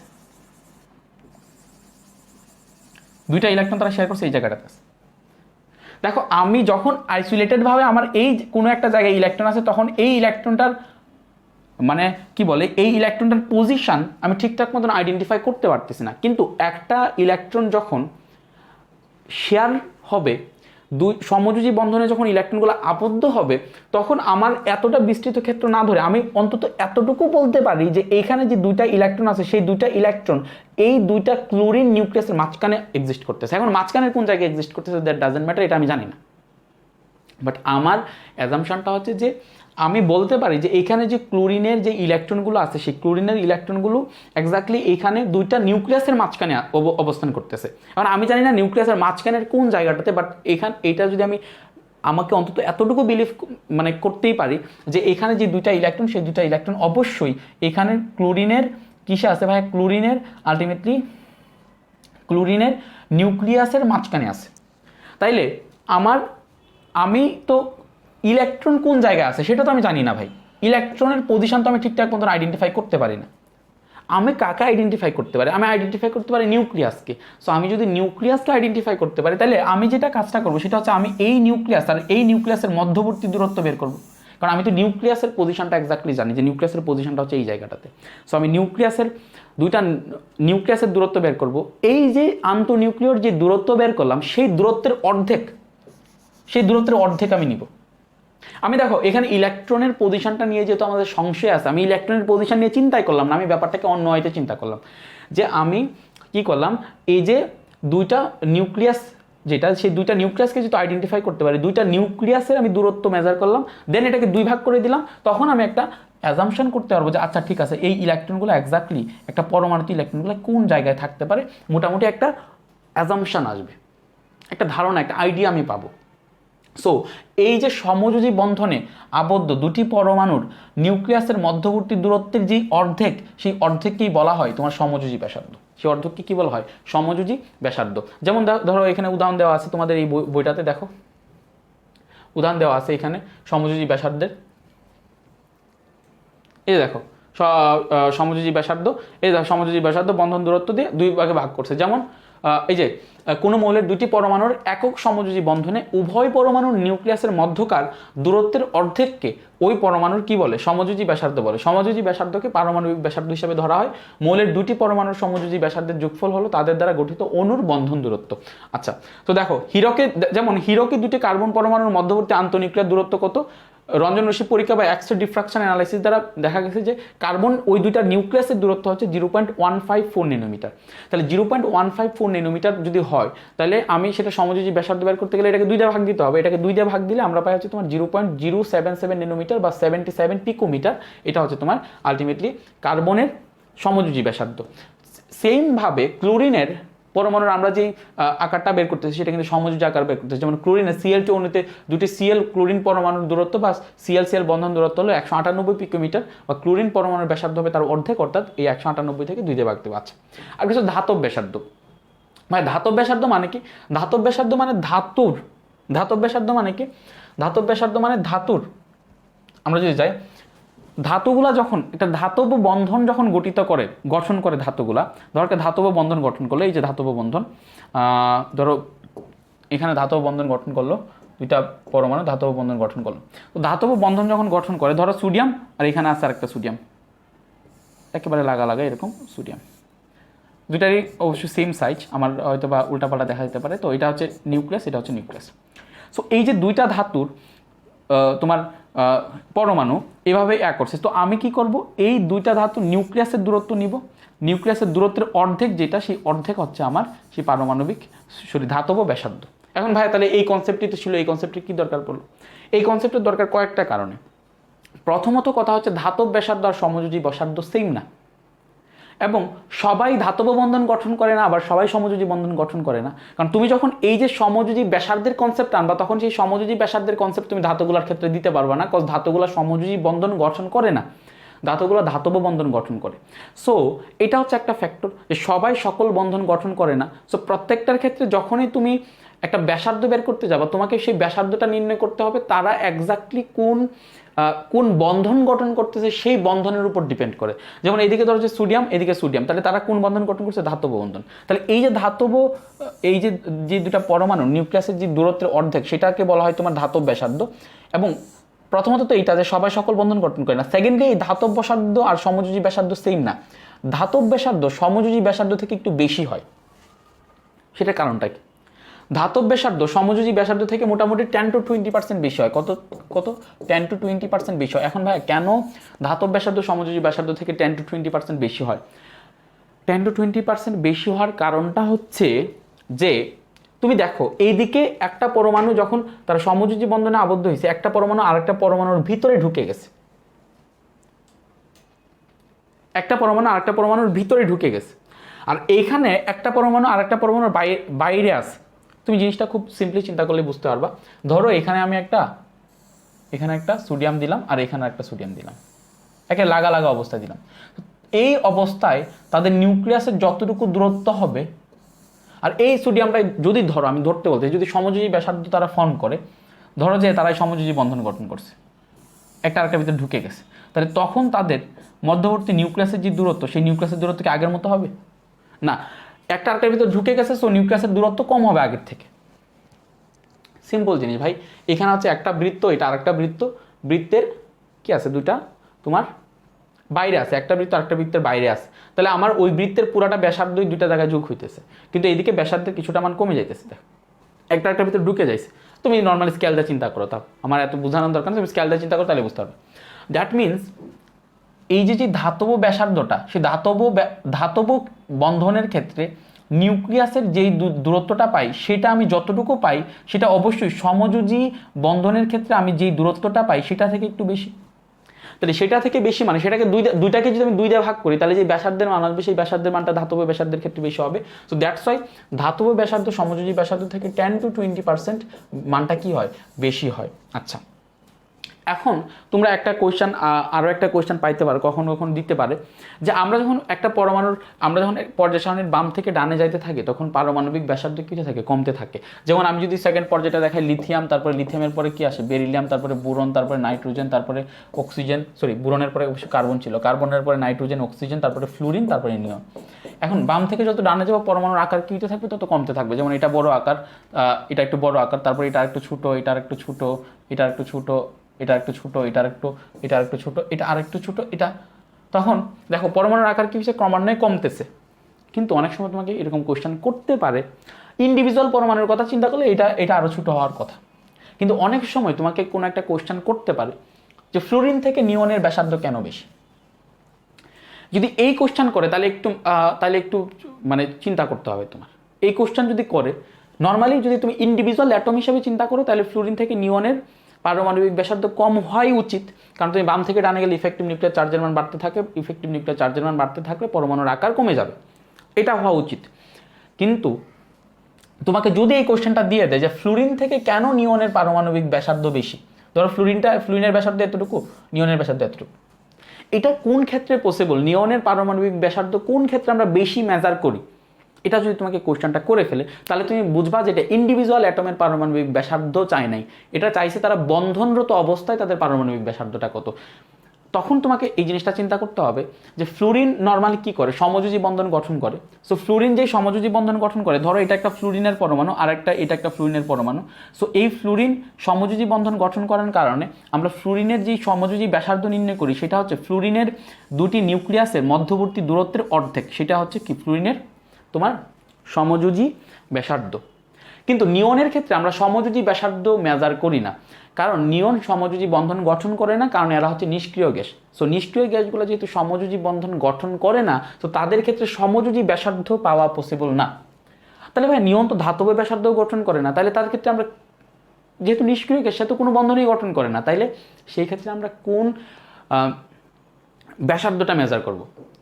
সো যখন নিষ্ক্রিয় গ্যাসগুলো কোনো বন্ধন গঠন করে না, তখন নিষ্ক্রিয় গ্যাসগুলো আলটিমেটলি খুব দুর্বল একটা বন্ধনের মাধ্যমে আবদ্ধ থাকে, যেটাকে বলা হয় ভ্যান ডার ওয়েলস বন্ধন বা ভ্যান ডার ওয়েলস তোমার আকর্ষণ শক্তি, আকর্ষণ বল। সো ভ্যান ডার ওয়েলস ফোর্সের মাধ্যমে নিয়নগুলো কী করে, ধরো এটা একটা নিয়ন, ধরো নিয়নের ইন্ডিভিজুয়াল আকার কিন্তু এই ফ্লুরিন থেকে ছোট। আমি একজাক্ট কাহিনিটাই দেখাইতেছি। নিয়নের ইন্ডিভিজুয়াল আকার ফ্লুরিন থেকে ছোট। দেখো এটা ফ্লুরিন ছিল, এটা নিয়ন ছিল, কিন্তু এই যে নিয়ন আছে সেই নিয়ন কি করে, আর তার পাশের যে নিয়ন আছে তার সাথে সমযোজী বন্ধন গঠন করে না, বরং দূরবর্তী অবস্থায় একটা নিয়ন আছে। ধরো যে এই জায়গায় একটা নিয়ন আছে, এই ছোটো একটা নিয়ন, এই ছোটো একটা নিয়নের এটা হচ্ছে তার নিউক্লিয়াস, এটা হচ্ছে তার নিউক্লিয়াস, এই ছোটো একটা নিয়ন আবার এই ছোটো একটা নিয়ন, তারা কি করে ভ্যান ডার ওয়েলস আকর্ষণ বলের মাধ্যমে সংযুক্ত থাকে। অর্থাৎ নিষ্ক্রিয় গ্যাসগুলোর পরমাণুগুলোর মধ্যেও এক ধরনের আকর্ষণ বল কাজ করে, যেটাকে বলা হয় ভ্যান ডার ওয়েলস ফোর্স বা ভ্যান ডার ওয়েলস আকর্ষণ বল। সো আমরা যখনই আমাকে বলবে যে নিষ্ক্রিয় গ্যাসের ইন্ডিভিজুয়াল অ্যাটমের আমি পারমাণবিক ব্যাসার্ধ নির্ণয় করতেছি না, আমি নির্ণয় করতেছি, আমাকে যখন বলে যে নিয়নের পারমাণবিক ব্যাসার্ধ ফ্লুরিন থেকে বেশি, কোন উপায়ে বেশি হওয়া যায়? একটা উপায় বেশি হওয়া যায় যদি আমরা ভ্যান ডার ওয়েলস ব্যাসার্ধ নিই। এটা আরেকটা ব্যাসার্ধ যেটা তোমাদের বই উল্লেখ করে নাই, বাট জেনে রাখো যে ভ্যান ডার ওয়েলস ব্যাসার্ধ নামে আরেকটা ব্যাসার্ধ আছে। সেটা কি, যে ভ্যান ডার ওয়েলস আকর্ষণ বলের মাধ্যমে যেই দুইটা পরমাণু সংযুক্ত আছে, দুইটা পরমাণু অনেক দূরে দূরে আছে, বাট তাদের মধ্যে একটা খুব দুর্বল একটা ফোর্স কাজ করতেছে, খুব উইক একটা ফোর্স কাজ করতেছে, যেটাকে বলা হয় ভ্যান ডার ওয়েলস আকর্ষণ বল। সো এই ভ্যান ডার ওয়েলস আকর্ষণ বলের মাধ্যমে আবদ্ধ দুটি যেই পরমাণু, সেই দুটি পরমাণুর নিউক্লিয়াসের দূরত্বের অর্ধেক যদি আমরা নেই, তখন আমরা এই দুইটার অর্ধেক দূরত্বে আমরা যেটা পাবো সেটাকে বলা হবে ভ্যান ডার ওয়েলস ব্যাসার্ধ। এখানে তুমি সিম্পলি দেখতে পারতেছো যে ভ্যান ডার ওয়েলস ব্যাসার্ধের মান সমযোজী ব্যাসার্ধের মান থেকে অনেক বেশি হয়। কেন অনেক বেশি হয়? কারণ ভ্যান ডার ওয়েলস ব্যাসার্ধ যদি আমি এতটুকু আসে, দ্যাট মিনস এজিউম করা হয় যে নিয়নের আকারটা হচ্ছে এতটুকু, কারণ আমার দুইটা নিউক্লিয়াসের মধ্যবর্তী দূরত্বের অর্ধেক তো আমার তাই আসতেছে। তো দেখো নিয়ন এক্স্যাক্টলি ছোট, ফ্লুরিন থেকে এক্স্যাক্টলি ইন্ডিভিজুয়াল অ্যাটম হিসেবে ছোট, কিন্তু তুমি যখন তাদের সমযোজী ব্যাসার্ধের মান বের করতে যাবে, দেখো সমযোজী ব্যাসার্ধের মান ক্ষেত্রে কি হয়, ফ্লুরিন একটা আরেকটার ভিতর ঢুকে যায়, আর এরা একটা থেকে আরেকটা অনেক দূরে দূরে থাকে। সো তুমি তাদের নিউক্লিয়াসের দূরত্ব আর তাদের নিউক্লিয়াসের দূরত্ব, অবভিয়াসলি এদের নিউক্লিয়াসের দূরত্ব থেকে এদের নিউক্লিয়াসের দূরত্ব অবভিয়াসলি বেশি হবে। বুঝতে পারছো? সো এই ভ্যান ডার ওয়েলস, তাহলে বলবা যে আমরা অ্যাকচুয়ালি ফ্লুরিনের ক্ষেত্রে যেটা মেজার করি সেটা হচ্ছে সমযোজী ব্যাসার্ধ, আর আমরা নিয়নের ক্ষেত্রে যেটা মেজার করি সেটা হচ্ছে ভ্যান ডার ওয়েলস ব্যাসার্ধ। সো ভ্যান ডার ওয়েলস ব্যাসার্ধের মান সমযোজী ব্যাসার্ধের মান থেকে অনেক বেশি হয়। সো ইন্ডিভিজুয়াল অ্যাটম হিসেবে নিয়নের আকার ছোট হলেও ভ্যান ডার ওয়েলস ব্যাসার্ধের দিক থেকে নিয়ন কি আলটিমেটলি ফ্লুরিন থেকে বড় হয়ে যায়। কারণ নিয়নের ক্ষেত্রে আমরা ভ্যান ডার ওয়েলস ব্যাসার্ধ মেজার করি, ফ্লুরিনের ক্ষেত্রে আমরা কি ব্যাসার্ধ মেজার করি? ফ্লুরিনের ক্ষেত্রে আমরা সমযোজী ব্যাসার্ধ মেজার করি। বুঝতে পারছো? তুমি জিনিসটা এক্সপেরিমেন্টাল নিজে নিজে এখন করো যে ফ্লুরিন ইন্ডিভিজুয়াল অ্যাটম হিসেবে বড়, সমস্যা নাই, আমি ফ্লুরিনকে ইন্ডিভিজুয়াল অ্যাটম হিসেবে বড় দিলাম। এই যে একটা বড় ফ্লুরিন, এই যে একটা আরেকটা ফ্লুরিন আরেকটা ভিতরে ঢুকায় দাও, এই যে একটা ফ্লুরিন, তাহলে এখানে প্লাস দাও, এখানে প্লাস দাও, তাহলে এদের মধ্যবর্তী দূরত্ব কত? এত। ইন্ডিভিজুয়াল অ্যাটম হিসেবে নিয়ন ছোট, নিয়নকে এতটুকু দাও, নিয়ন ছোট, তাহলে নিয়ন ছোট হইলেও কী হবে, নিয়নের পরমাণুগুলোকে একটা থেকে আরেকটা অনেক দূরে দূরে থাকে। তাহলে এই যে দেখো এই নিউক্লিয়াসের দূরত্ব, নিজে চিন্তা করে দেখো কোনটা বেশি, এটার দূরত্বের অর্ধেক এটা, এটার দূরত্বের অর্ধেক এটা। সো এটা এতটুকু আসে, এটা এতটুকু আসে। সো ইন্ডিভিজুয়াল অ্যাটম হিসেবে ফ্লুরিন বড়, নিয়ন ছোট, বাট ভ্যান ডার ওয়েলস ব্যাসার্ধের দিক থেকে তোমার নিয়ন হচ্ছে, নিয়নকে বড় এজিউম করা হচ্ছে, নিয়ন এখন এতটুকু বড় বোঝা যাচ্ছে। ঠিক আছে? বুঝতে পারছো কিনা কমেন্ট করে জানো। বুঝতে পারছো? তাহলে আশা করি যে এখানে তোমার পারমাণবিক ব্যাসার্ধ সম্পর্কিত যা ছিল তোমাদের সবই আমি পড়াইতে পারছি। আমি হচ্ছে নেক্সট ক্লাসে হচ্ছে তোমাদের কি পড়াবো, নেক্সট ক্লাসে হচ্ছে তোমার আয়নীকরণ শক্তির আমরা পড়াবো। হ্যাঁ, বাট ক্লাস শেষ হওয়ার আগে তোমাদেরকে দেখাই যে আমাদের কিন্তু শুধুমাত্র কেমিস্ট্রি কোর্সই না, আমাদের কিন্তু তোমার ধরো যে বায়োলজি কোর্সের ফুল ডিটেলস, ফুল বায়োলজি কোর্স আছে তোমার এইচএসসির, একেবারে ফুল বায়োলজি কোর্স আছে। আমি তোমাকে দেখাই যে বায়োলজি কোর্সে আমাদের মোটামুটি প্রায় তুমি এখন 160 ঘন্টার মতন ভিডিও পাবা বা 150 ঘন্টা আপ ভিডিও পাবা। ঘন্টা ভিডিও সব করা আছে, অলরেডি করা আছে, আমাদের ভিডিও সব করা আছে। আমি তোমাকে দেখাই,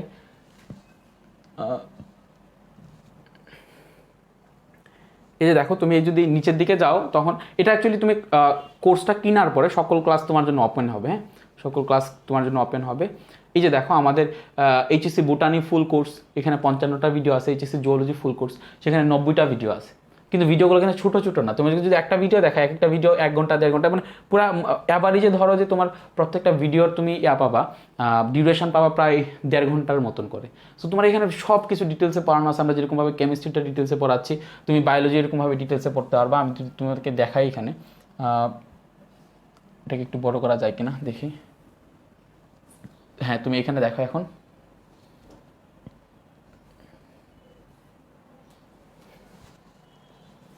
একটু একটু ওয়েট। আচ্ছা দেখো এখানে জাস্ট ঢুকলেই তোমার হচ্ছে এটা যারা কোর্স পারচেস করছে তাদের ক্ষেত্রে হয়তো বা এটা থাকবে। আচ্ছা তোমাদের হয়তো দেখা যাচ্ছে, যাই হোক আমি জাস্ট ছোটো করেই দেখাই সেটা। তুমি জাস্ট একটা ভিডিওর ডিউরেশন দেখো, তুমি জাস্ট একটা ভিডিওর ডিউরেশন দেখো। ভাই ভেজাল করতেছে কেন?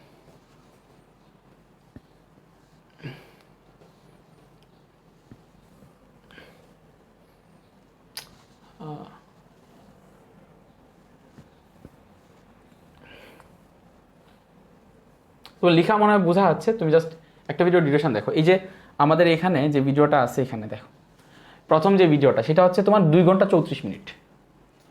দেখতে পাচ্ছ যে বুটানির আমাদের যে ফার্স্ট চ্যাপ্টারের ভিডিওটা, সেই ফার্স্ট চ্যাপ্টারের ফার্স্ট যে ভিডিওটা, সেই ফার্স্ট ভিডিওটা হচ্ছে তোমার এই যে 2 ঘন্টা 34 মিনিটের ভিডিও। তারপরটা 50 মিনিট, তারপরটা 59 মিনিট, 1 ঘন্টা 10 মিনিট, 1 ঘন্টা 42 মিনিট, 1 ঘন্টা 27 মিনিট, 1 ঘন্টা 14 মিনিট, 1 ঘন্টা 32 মিনিট, 46 মিনিট, 2 ঘন্টা 14 মিনিট, 1 ঘন্টা 39 মিনিট। মানে তোমার প্রাইভেট একটা প্রাইভেটেরও তোমার দরকার নেই, কোনো ধরনের তোমার প্রাইভেটের একেবারেই তোমার কোনো দরকার পড়বে না। জাস্ট কোর্সটাতে জয়েন হয়, ভিডিওগুলো যদি ঠিকঠাক মতন দেখতে পারো। তোমরা যারা আমার কেমিস্ট্রি ক্লাসগুলো দেখতেছো তারা তো বুঝতেছো, এটা শুধুমাত্র বুটানি। জুওলজিতে আমাদের কিন্তু 90টা ভিডিও এরকম। সো এটা তো শুধুমাত্র তোমরা দেখতেছো কি জাস্ট বুটানি। জুওলজিতে আমাদের এরকম ডিটেলসে আছে।